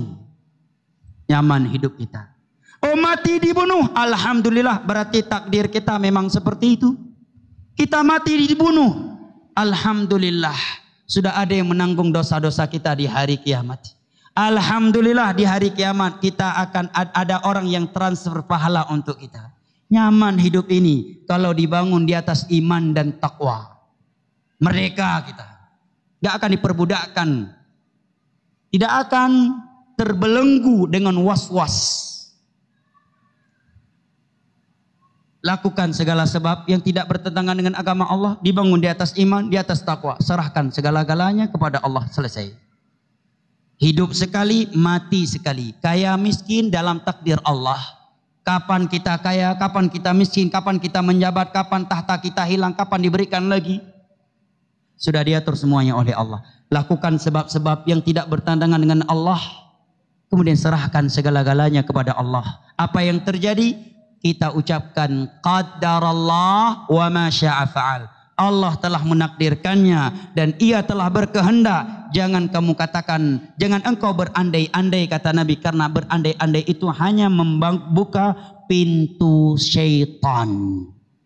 Aman hidup kita, ya kan? Habis sholat, jaga zikir habis sholat, jaga zikir pagi petang, ya. Naik kendaraan, baca zikir naik kendaraan, safar, baca zikir safar, ya. Mau naik pesawat, cuaca zikir safar, zikir naik kendaraan. Ya. Kita serahkan segala urusan kepada Allah. Apa yang terjadi di bawah kehendak Allah. Tidak ada yang terjadi di muka bumi ini melainkan di bawah kehendak Allah. Semuanya ditakdir Allah. Nyaman hidup kita jamaah. Ya, nyaman hidup kita. Merdeka kita. tidak akan terbelenggu dengan was-was. Ini yang ditanamkan oleh Nabi kepada Abdullah bin Abbas. Ini manfaat taqwa jamaah. Dan Allah berfirman, "Wa may yattaqillah yaj'al lahu makhraja." Barang siapa yang senantiasa bertakwa kepada Allah, maka Allah akan senantiasa memberikannya jalan keluar. Wa yarzuqu min haitsu la yahtasib, akan memberikannya rezeki dari sisi-sisi yang tidak pernah ia prediksi. Wa may yatawakkal 'ala Allah fa huwa hasbuh. Barang siapa yang bertawakal kepada Allah, Allah cukup untuknya. Jamaah yang dimuliakan Allah, rahimani wa rahimakumullah. Nabi Ibrahim alaihi salam ditangkap, ditelanjangi bulat. Kemudian dilemparkan ke dalam api. Jibril alaihi salam datang menawarkan bantuan. Apa kata Jibril alaihi salam? Kata Nabi Ibrahim alaihi salam, kepada engkau wahai Jibril tidak. Yang boleh ucapkan cuma apa jamaah? Kalimat terakhir yang keluar dari mulut beliau alaihi salam, kata Abdullah bin Abbas sebagaimana dalam riwayat Al-Imam Al-Bukhari, adalah hasbiyallah wa ni'mal wakil. Kita kalau ditangkap ditelanjangi, kemudian mau dilempar ke api, apa enggak menjerit-jerit?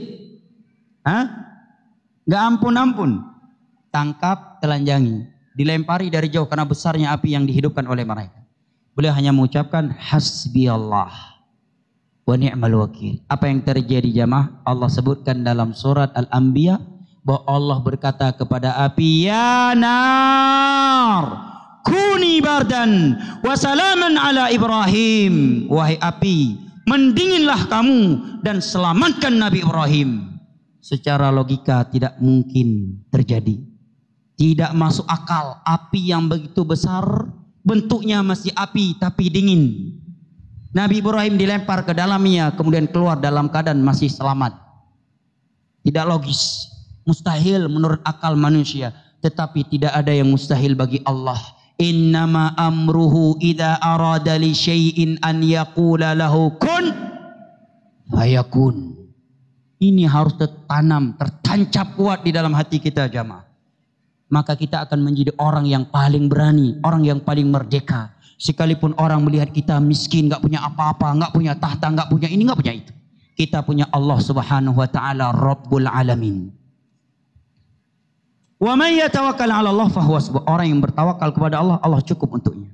Orang yang beriman, bertakwa dan bertawakal kepada Allah, menang kalahnya dia menang. Dalam urusan dunia, menang kalah dia tetap menang. Untung rugi dalam urusan dunia dia tetap sukses, dia tetap untung di sisi Allah. Karena standar kesuksesan di sisi Allah dalam agama kita adalah wa may yuti'illaha wa rasulahu faqad faza fawzan 'azima. Dan barang siapa yang senantiasa taat kepada Allah dan Rasulnya, dialah orang yang telah memperoleh kesuksesan dengan kesuksesan yang besar. Dia mati dalam keadaan taat kepada Allah, taat kepada Rasulnya. Dialah orang yang sukses dengan status sosial apapun dia. Ini wasiat Nabi yang pertama dalam hadis ini. Wasiat beliau yang kedua berkaitan dengan hablun minan nas. Kata Nabi sallallahu alaihi wasallam, "Was-sam'i wat-tha'ah wa in ta'ammara 'alaikum 'abdun habashi." Hendaknya kalian senantiasa taat, patuh kepada pemimpin kalian sekalipun dia seorang budak sahaya dari Ethiopia. Ini pemimpin tidak syar'i. Mengambil kepimpinan pun dengan cara tidak syar'i, tetapi sudah menjadi pemimpin, perintah Nabi taati dan patuh kepadanya selama bukan pada maksiat. Karena kalau kita ikut aturan agama, aturan Islam, tidak boleh jadi pemimpin khalifah kecuali dia Quraisy, dari kabilah Quraisy. Enggak semua orang Arab boleh. Bahkan enggak semua sahabat Nabi boleh menjadi pemimpin. Sahabat Nabi yang boleh menjadi khalifah hanya mereka dari kabilah Quraisy. Kaum Ansar hanya boleh jadi wuzara. Tetapi kata Nabi, andai kata ada pemimpin non-Arab, sudah non-Arab, budak lagi, udah budak Ethiopia lagi. Kalau dia budak dari Perancis mungkin mending dikit, bisalah kita lihat sesekali terhibur ya kan. Ini budak dari Ethiopia. Lagi makan kita lihat jadi hilang nafsu makan kita. Tetapi inna akramakum indallahi Atqakum, kemuliaan itu dengan ketakwaan, bukan dengan penampilan. Kata Nabi, andai kata ada pemimpin dari budak sahaya Ethiopia udah jadi pemimpin, taati dia. Ya. Jangan kalian mencari alasan untuk memberontak dan melengsar kepadanya. Apalagi hanya karena warna baju, kondisi fisik dan yang lain-lainnya. Ini prinsip agama jamaah. Bahkan Nabi menyatakan man ra'a min amiri syai'an yakruf falyasbir. Barang siapa yang melihat kemungkaran dari pemimpinnya, hendaknya dia bersabar. Hendaknya dia membenci maksiat yang ia lakukan. Dalam riwayat yang lain Nabi menyatakan barang siapa yang punya nasihat, ingin memberi nasihat, ingin memberi kritikan, ingin memberi masukan kepada pemimpinnya, kata Nabi falyakhudh biyadi wal yakhlubih. Ambil tangan pemimpinnya. Berduaan, sampaikan nasihatmu, sampaikan kritikanmu. Itu baru gentleman namanya. Kalau berteriak-teriak di tengah masa dari jauh, itu bukan gentleman. Yang gentleman yang syariah, gentleman syariah. Kalau tadi walaupun gentleman bukan syariah, gentleman non syariah. Gentleman syariah kata Nabi, dia langsung berduaan dengan pemimpin itu. Kamu ngasih nasihat buat siapa? Buat bupati, gubernur, menteri, presiden. Buat surat, kirim atas nama pribadi, alamat rumah pribadi. Kalau kamu dibunuh, kamu sendiri yang dibunuh. Mati syahid, nggak usah takut. Minta perjanjian, buat perjanjian, jumpa 2 mata, 4 mata. Kalau 2 mata nanti bilang dajjal, satunya 1 mata, satunya 1 mata. 2 dajjal nanti kirain, ya kan? 4 mata, ya 4 mata. Pegang tangannya, beri ia nasihat. Kalau dia terima, kalau enggak, kamu sudah menunaikan kewajibanmu, kata Nabi. Bukan berteriak-teriak dari jauh. Saya ingin bertanya jamaah dengan jujur, kita sekarang sedang membahas kaidah umum. Selama kita menjadi masyarakat Indonesia, pernahkah kita dipimpin oleh presiden yang lebih jahat daripada Fir'aun? Jawab dengan jujur jamaah. Pernahkah presiden di Indonesia lebih jahat daripada Fir'aun? Tidak. Selama kita menjadi masyarakat Indonesia, apakah kita pernah menjadi sebaik Musa dan Harun alaihi salam? Pernah kita beriman, bertakwa, beribadah kepada Allah seperti iman dan takwa Harun dan Musa alaihi salam? Tidak. Apa yang Allah katakan kepada Musa dan Harun? Idhaba ila Fir'aun fa innahu tagha faqula lahu qawlan layyinan la'allahu yatadhakkaru aw yakhsha. Wahai Musa dan Harun, pergi langsung temui Fir'aun, langsung, bukan berteriak di atas mimbar Jumat. Pergi langsung temui Fir'aun karena dia sudah tagut. Rajanya tagut itu Fir'aun. Kenapa? Dia yang berkata ana rabbukumul a'la. Menyatakan aku Tuhan yang paling tinggi. Bukan sekedar nepotisme, itu mending. Ini menyatakan ana rabbukumul a'la. Setelah itu anak-anak Bani Israel, kalau wanita-wanita mereka melahirkan bayi laki-laki, dibunuh. Kalau lahirnya bayi wanita boleh hidup, tapi dalam keadaan hina. Berat enggak jamaah? Segala-galanya dihancurkan. Iya. Apa kata Allah kepada Musa dan pergi temui langsung Fir'aun. Dia sudah tagut. Ucapkan kepadanya qaulal layyinan, ucapan yang lembut. Peringatan, nasihat, teguran yang santun, yang lembut. Enggak pernah ada ayat bahwa Nabi Musa, Nabi Harun berkata kepada Fir'aun, bencong. Enggak. Tetapi kata Allah, faqula lahu qawlan layyinan. Tegurlah Fir'aun. Berilah nasihat kepada Fir'aun dengan ucapan yang lembut dan santun. Anda ingin mengkritik Pak Camat, Pak Bupati, Pak Gubernur, Pak Menteri, Pak Presiden, datangi langsung ke rumah pribadinya, ke kantornya. Saya atas nama Fulan, dari ini alamat saya, ini profesi saya. Saya ingin menjumpai Bapak 4 mata. Ada hal yang ingin saya nasihatkan.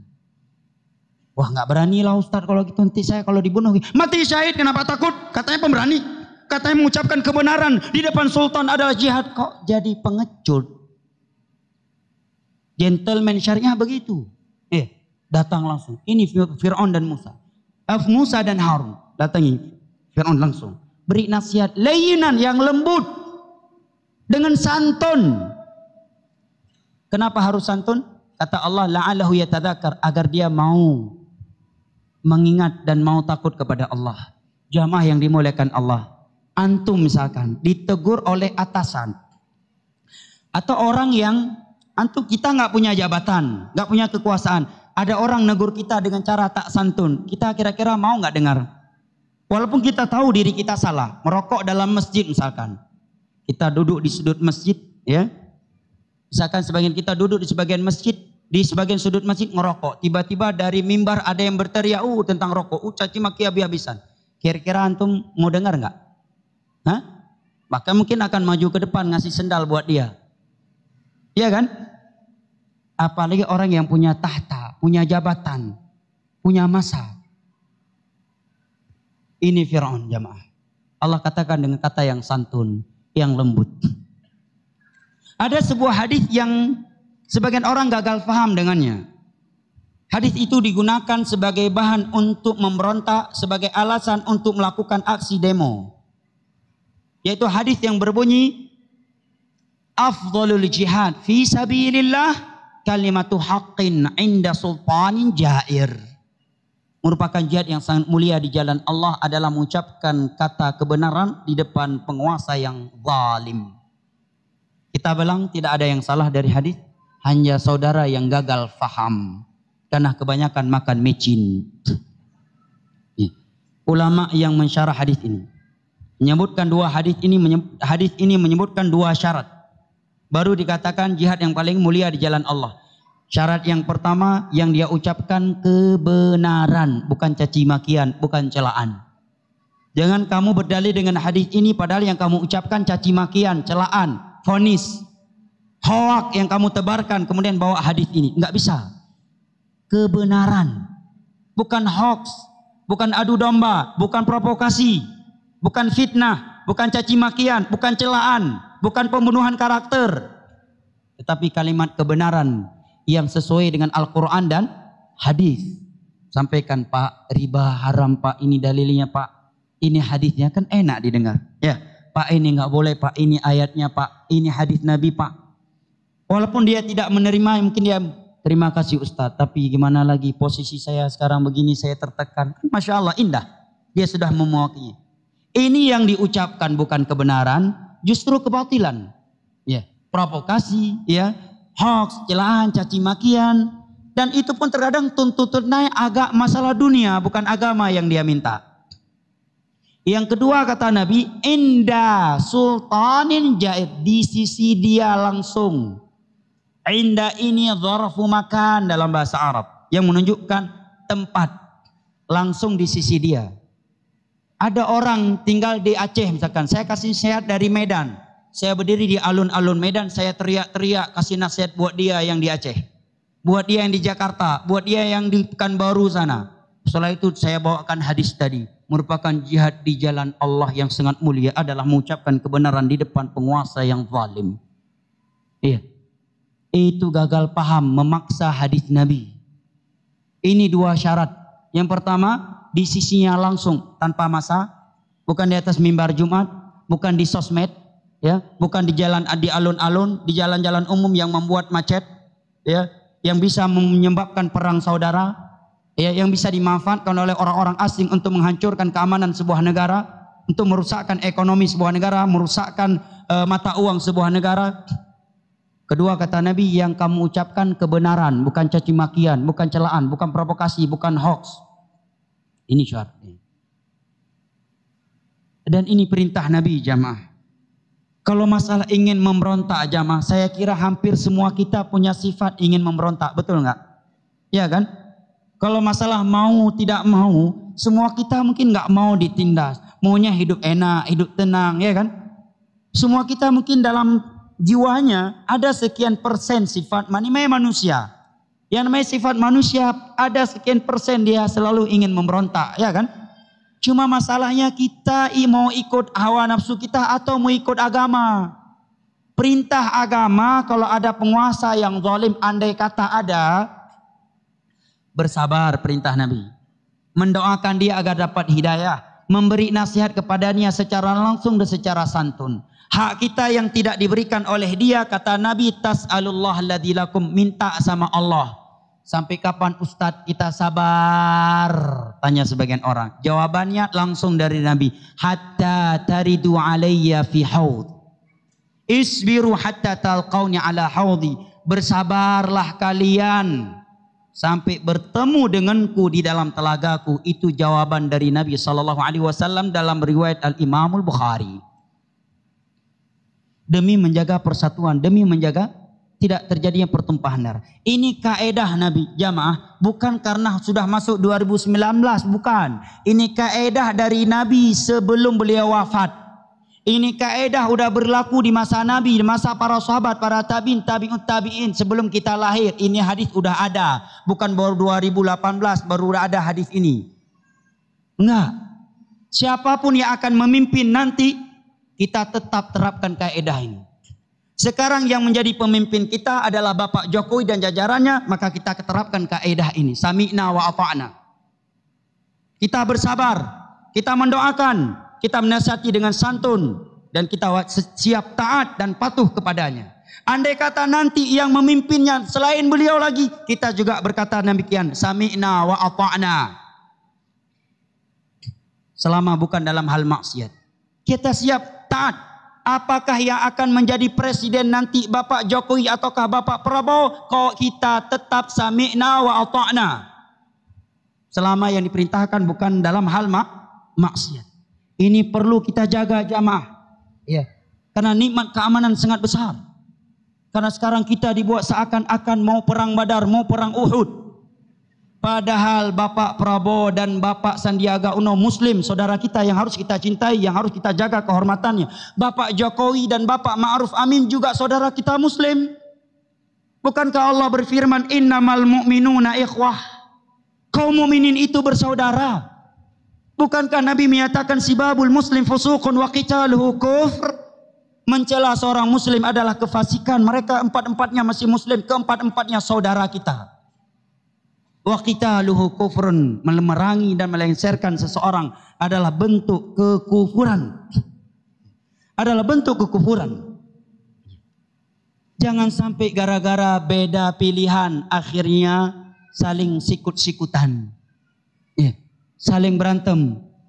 Ingat undang-undang dasar kita dalam berloyalitas adalah radina billahi rabba wa bil islami dina wa bi Muhammadin sallallahu alaihi wasallam nabiyyan wa rasula.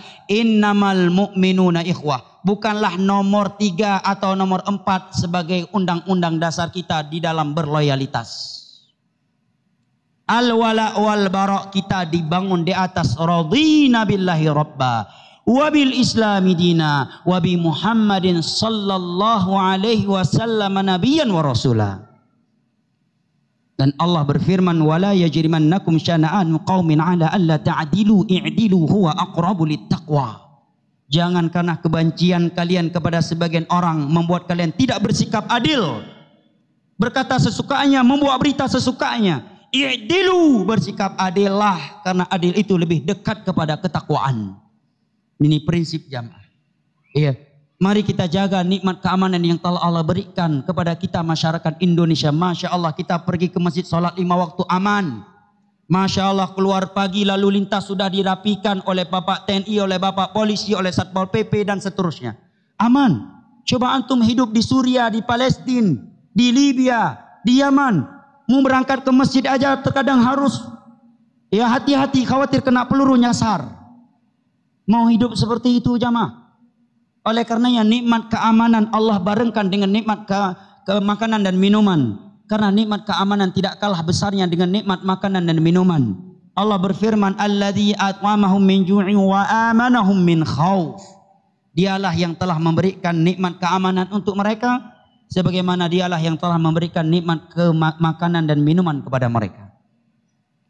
Saya berpesan dengan berpesan nilai-nilai kedamaian. Ya, saya tidak berbicara masalah siapa yang harus Anda pilih. Itu bukan urusan saya. Ya, dan kita bukan sedang membahas hukum itu.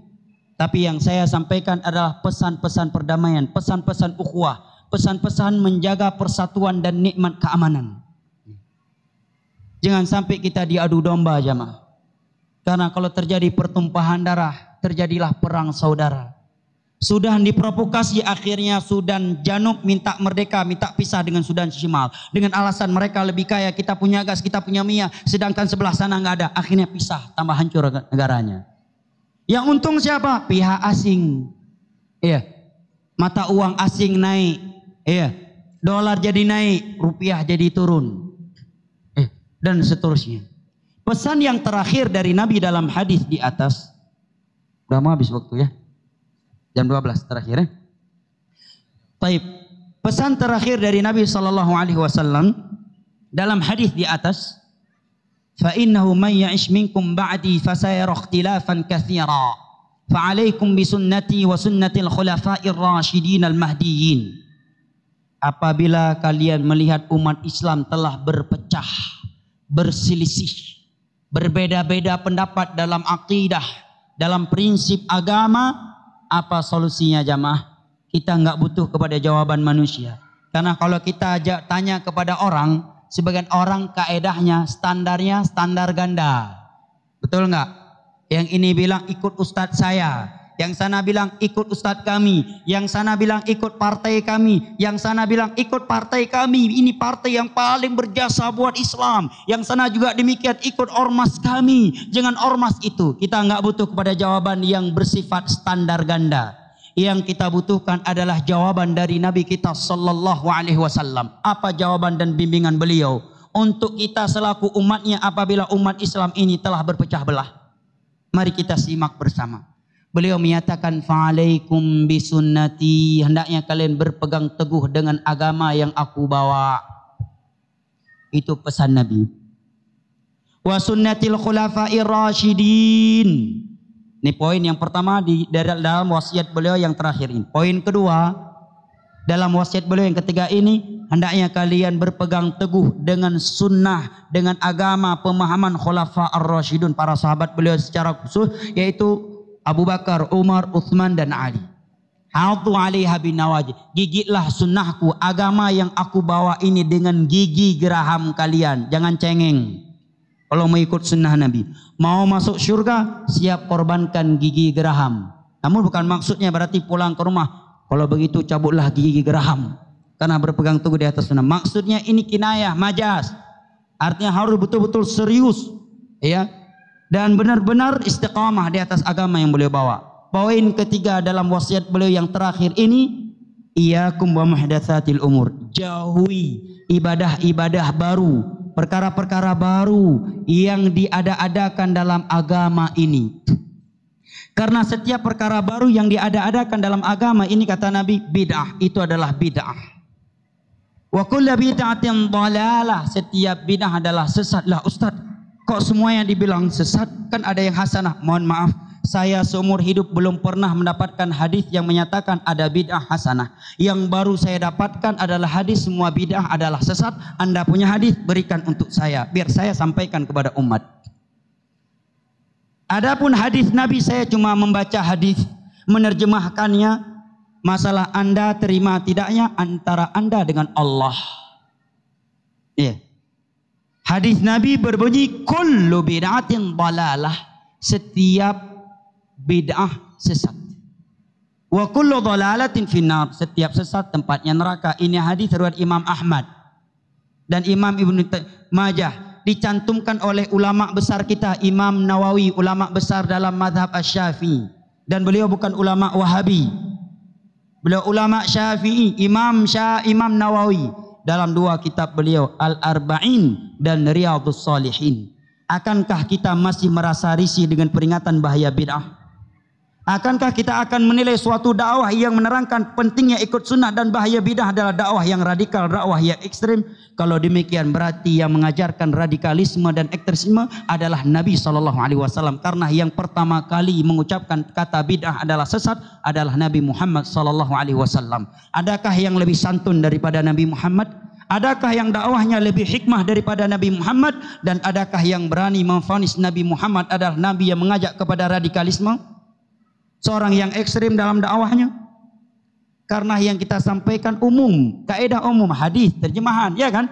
Kecuali kita tunjuk batang hidung. ente bidah, sesat neraka, sesat neraka, sesat neraka, bidah. Itu baru radikal, itu baru ekstrem. Ini yang kita baca cuma hadis. Nabi bersabda, wa kullu muhdatsatin bid'ah, wa kullu bid'atin dhalalah, wa kullu dhalalatin finnar. Setiap perkara baru yang diada-adakan dalam urusan agama adalah bid'ah. Setiap bid'ah adalah sesat. Setiap kesesatan tepatnya adalah neraka. Riwayat Imam Ahmad, riwayat Ibnu Majah, selesai. Tanpa menunjuk batang hidung orang. Radikalisme dari mana? Ekstrem dari mana? Dari Hong Kong. Kecuali kita udah nunjuk batang hidung ormas ini, partai ini, hidungnya ini, ustadz ini, itu baru radikal. Kita cuma baca hadis. Oh, boleh juga jangan saya baca, bapak aja baca terjemahannya. Coba artikan kullu bid'atin dhalalah. Apa artinya? Setiap sholat mulia. Itu artinya? Nggak bisa. Wa kullu bid'atin dhalalah, yang mau masuk surga hendaknya beramal. Begitu artinya? Nggak bisa juga. Coba bapak bacakan dan terjemahkan. Saya mau dengar. Pakai mic. Baca hadis kullu bid'atin dhalalah wa kullu dhalalatin finnar. Terjemahkan. Bisa juga. Cuma itu yang kita sampaikan. Meneruskan hadis Nabi. Karena khawatir kalau kita mati belum menyampaikannya, nanti di hari kiamat diminta pertanggungjawaban, kita nggak punya jawaban. Cuma sekedar itu. Dan tujuan kita menyampaikannya adalah agar umat Islam ini benar-benar meneladani Rasulullah dalam ibadah mereka dan dalam akidah mereka. Karena Allah yang telah berfirman, laqad kana lakum fi Rasulillahi uswatun hasanah.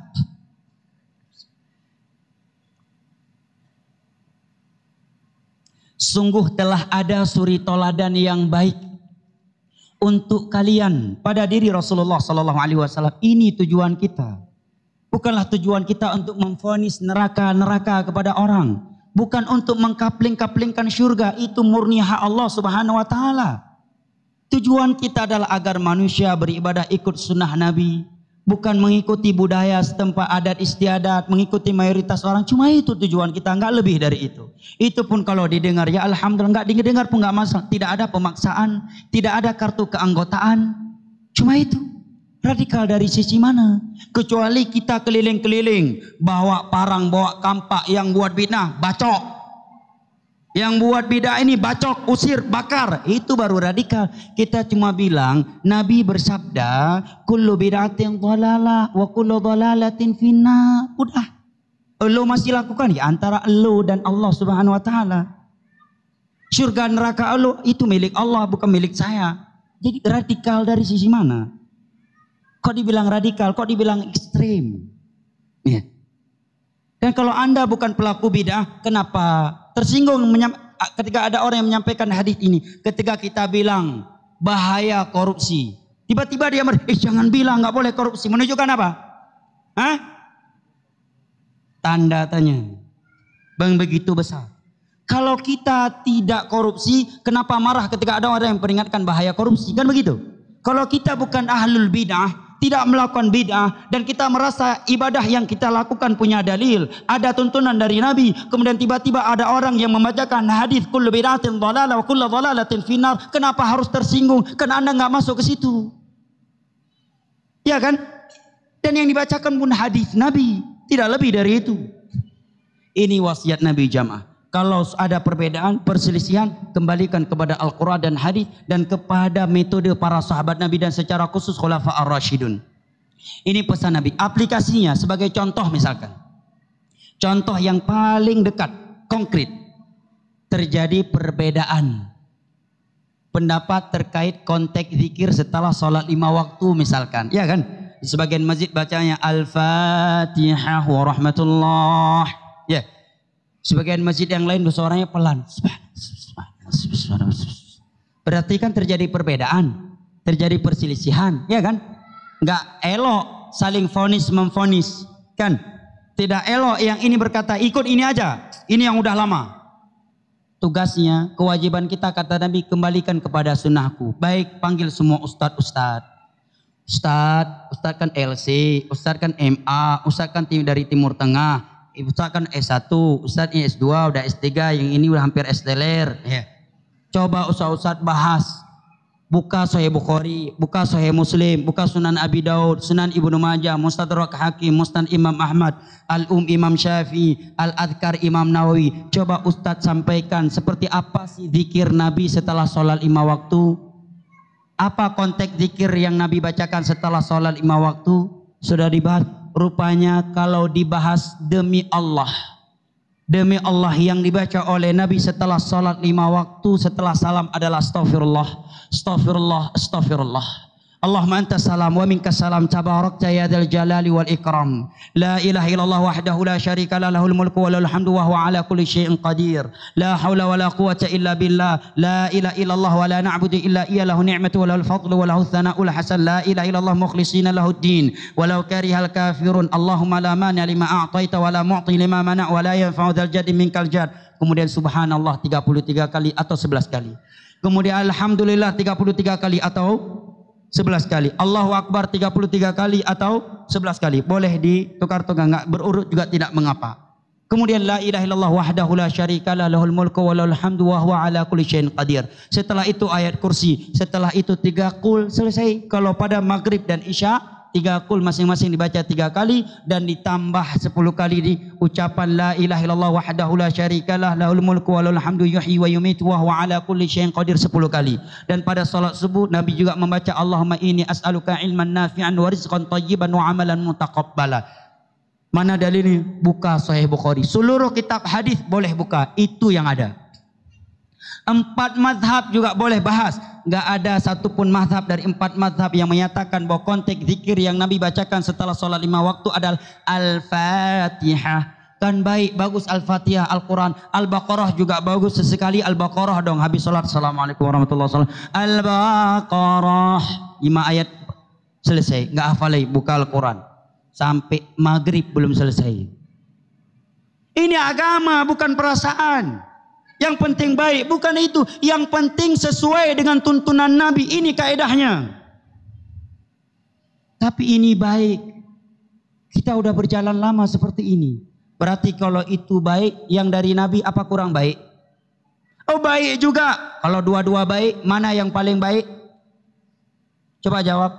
Yang dari Nabi, kenapa nggak melakukan yang paling baik? Andai kata ini baik, mana lebih baik dengan yang dari Nabi? Hah?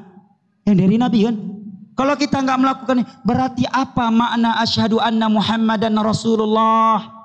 Kita kemanakan firman Allah, laqad kana lakum fi Rasulillahi uswatun hasanah. Kita kemanakan? Oh baik Ustaz. Kalau demikian sekarang, pertanyaan jamaah. Zikir yang Nabi ajarkan ketika mau masuk toilet, masuk WC apa? Apa zikir mau masuk WC? Pernah masuk WC enggak seumur hidup? Hah? Apa zikirnya? Allahumma jannibni syaitan wa jannibni syaitan marzuq. Itu doa setelah keluar dari WC. Hah? Allahumma inni enggak pernah masuk WC. Allahumma inni a'udzubika minal khubuthi wal khaba'ith. Seluruh mazhab akan sebutkan ini, ya kan? Seluruh ormas Islam pasti akan sebutkan. Mau belajar di mana? Mau belajar di NU, mau Muhammadiyah, mau sana sini. Kalau bahas zikir mau masuk toilet pasti ini. Allahumma inni a'udzubika minal khubuthi wal khaba'ith. Riwayat Bukhari Muslim dari Anas bin Malik.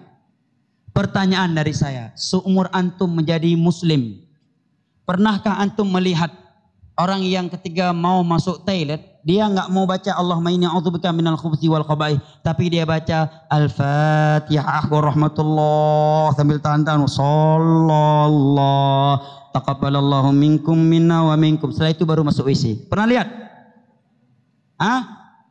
Enggak pernah. Kalau ada yang melakukannya, sepakat enggak orang dia salah? Sepakat, ya kan? Kamu kok baca sholawatan di situ? Yang Nabi sampaikan Allahumma inni a'udzubika minal khubuthi wal khaba'ith. Pasti seluruh orang, seluruh ormas Islam akan berkata demikian. Kalau dia menjawab, tapi kan ini baik, sholawat loh sama Nabi. Pasti seluruh ormas Islam akan menjawab, tapi wahai saudaraku, yang Nabi ajarkan ketika mau masuk WC adalah Allahumma inni a'udzubika minal khubuthi wal khaba'ith. Bukan salawatan, bukan berarti kita nggak boleh salawatan, tapi khusus mau masuk WC, zikirnya udah ada konteks khusus, jangan diganti dengan yang lain. Pasti orang akan jawab demikian, ya kan? Kok di situ cerdas, setelah sholat 5 waktu kok jadi kurang cerdas? Kenapa kaidah yang seperti itu tidak kamu terapkan setelah sholat 5 waktu? Iya, baiklah Al-Fatihah bagus, Tapi kan yang diajarkan oleh Rasulullah konteks setelah sholat 5 waktu kan itu. Bukan Al-Fatihah, bukan salawatan. Contoh lain. Doa yang Nabi ajarkan ketika kita ingin melakukan hubungan pasangan suami istri dengan istri kita. Apa doanya? Udah nikah belum? Udah. Nah apa doanya? Allahumma jannibna syaitan wa jannibi syaitan ma razaqtana. Kata Nabi, orang yang membaca doa ini kemudian malam itu jadi ya, anak yang lahir dari malam itu nggak akan diganggu oleh syaitan. Hadis riwayat Imam Bukhari. Kalau anak kita kok nampak mirip-mirip setan dikit, mungkin lupa baca doa itu waktu itu. Ya, biar anak nggak jadi setan, baca doa ini sebelum melakukannya. Jangan cuma modal semangat aja. Ya, baca doa ini. Ya, karena sebagian orang karena saking semangat pitam dia lupa sama doa itu. Bismillah Allahumma jannibna syaitan wa jannibi syaitan ma razaqtana. Pertanyaan. Boleh enggak kita ganti doa ini? Enggak usah baca ini ketika kita ingin melakukan hal itu. Kita baca aja Al-Fatihah wa rahmatullah sallallahu ala Muhammad sampai taqabbalallahu minkum wa minna. Setelah itu baru kita mulai. Si istri pun 2 jam 11, 2 jam 12. Kapan? Ya. Saya yakin sepakat seluruh ormas Islam, seluruh umat Islam berkata tak baik, tak benar. Kenapa? Karena yang konteks zikir, konteks doa yang Nabi ajarkan di situ adalah Bismillah Allahumma jannibni syaitan wa jannibi syaitan ma razaqtana. Bukan Al-Fatihah, bukan salawatan. Pasti jawabannya seperti itu. Demikian pula wahai saudaraku, konteks zikir setelah sholat 5 waktu yang telah kita dengarkan tadi. Bukan Al-Fatihah, bukan sholawatan. Kenapa kita tidak mau membaca konteks zikir yang dari Nabi? Kok justru kita mengambil dari selain Nabi? Bukankah Allah berfirman, laqad kana lakum fi rasulillahi uswatun hasanah? Bukankah kita bersaksi asyhadu anna Muhammadan Rasulullah? Apalah artinya kita menyatakan beliau utusan Allah tetapi kita tidak mau meneladani beliau? Jelas jamaah? Ini aplikasinya. Contoh lain, terjadi perselisihan tentang cara memandikan jenazah, cara sholat jenazah. Ada yang sebagian orang setelah sholat jenazah langsung angkat jenazah bawa ke kuburan. Ada setelah sholat jenazah doa lagi lebih panjang daripada sholat tadi. Terjadi perbedaan. Bahas yang sesuai dengan sunnah Nabi. Doa setelah sholat 5 waktu. Ada nggak dari Nabi? Iya. Ada nggak dari para sahabat? Nggak ada. Baik, berarti cukup dengan apa yang ada dari Nabi dan para sahabatnya. Maka umat Islam akan bersatu demi Allah jamaah. Sungguh benar apa yang dikatakan oleh ulama salaf, as-sunnatu tajma' wal bid'atu tufarriq. Kalau kita ikut sunnah Nabi, ikut tuntunan beliau, pasti kita semua akan bersatu dimanapun. Karena Islam agama yang universal. Tetapi kalau kita beribadah dengan cara-cara yang bidah, pasti kita akan berpecah belah. Sebagai contoh misalkan, 3 menit lagi ya.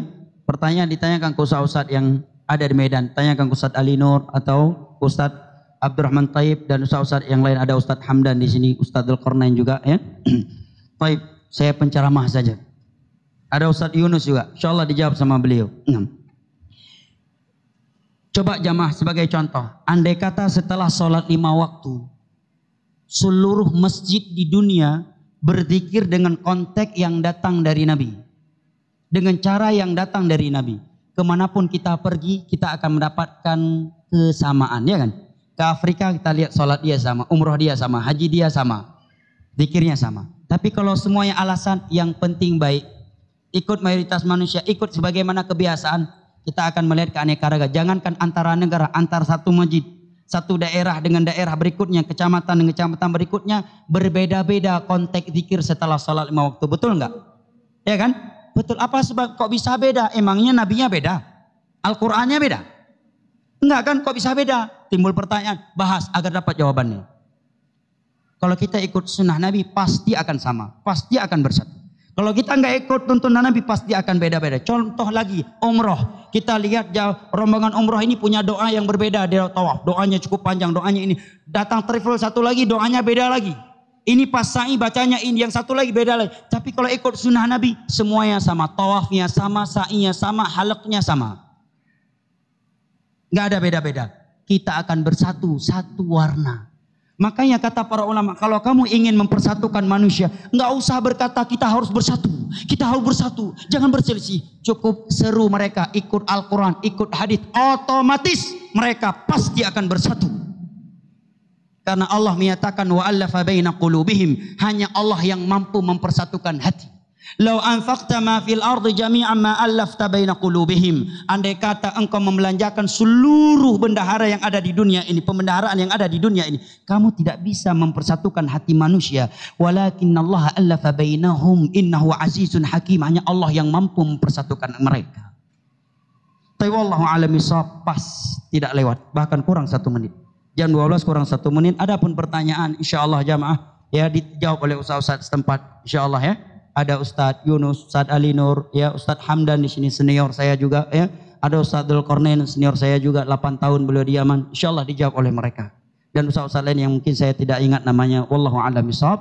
Kiranya ini yang dapat saya sampaikan pada kesempatan kali ini.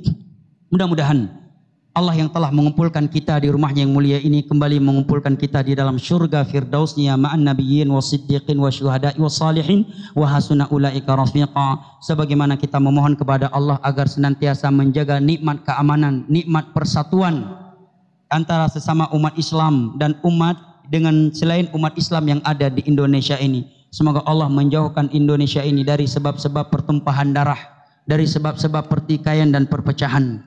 Amin ya rabbal alamin. Wa sallallahu ala nabiyyina Muhammad wa ala alihi wa sahbihi wa sallam wa akhiru da'wana anil hamdulillahi rabbil alamin. Wassalamu alaikum warahmatullahi wabarakatuh.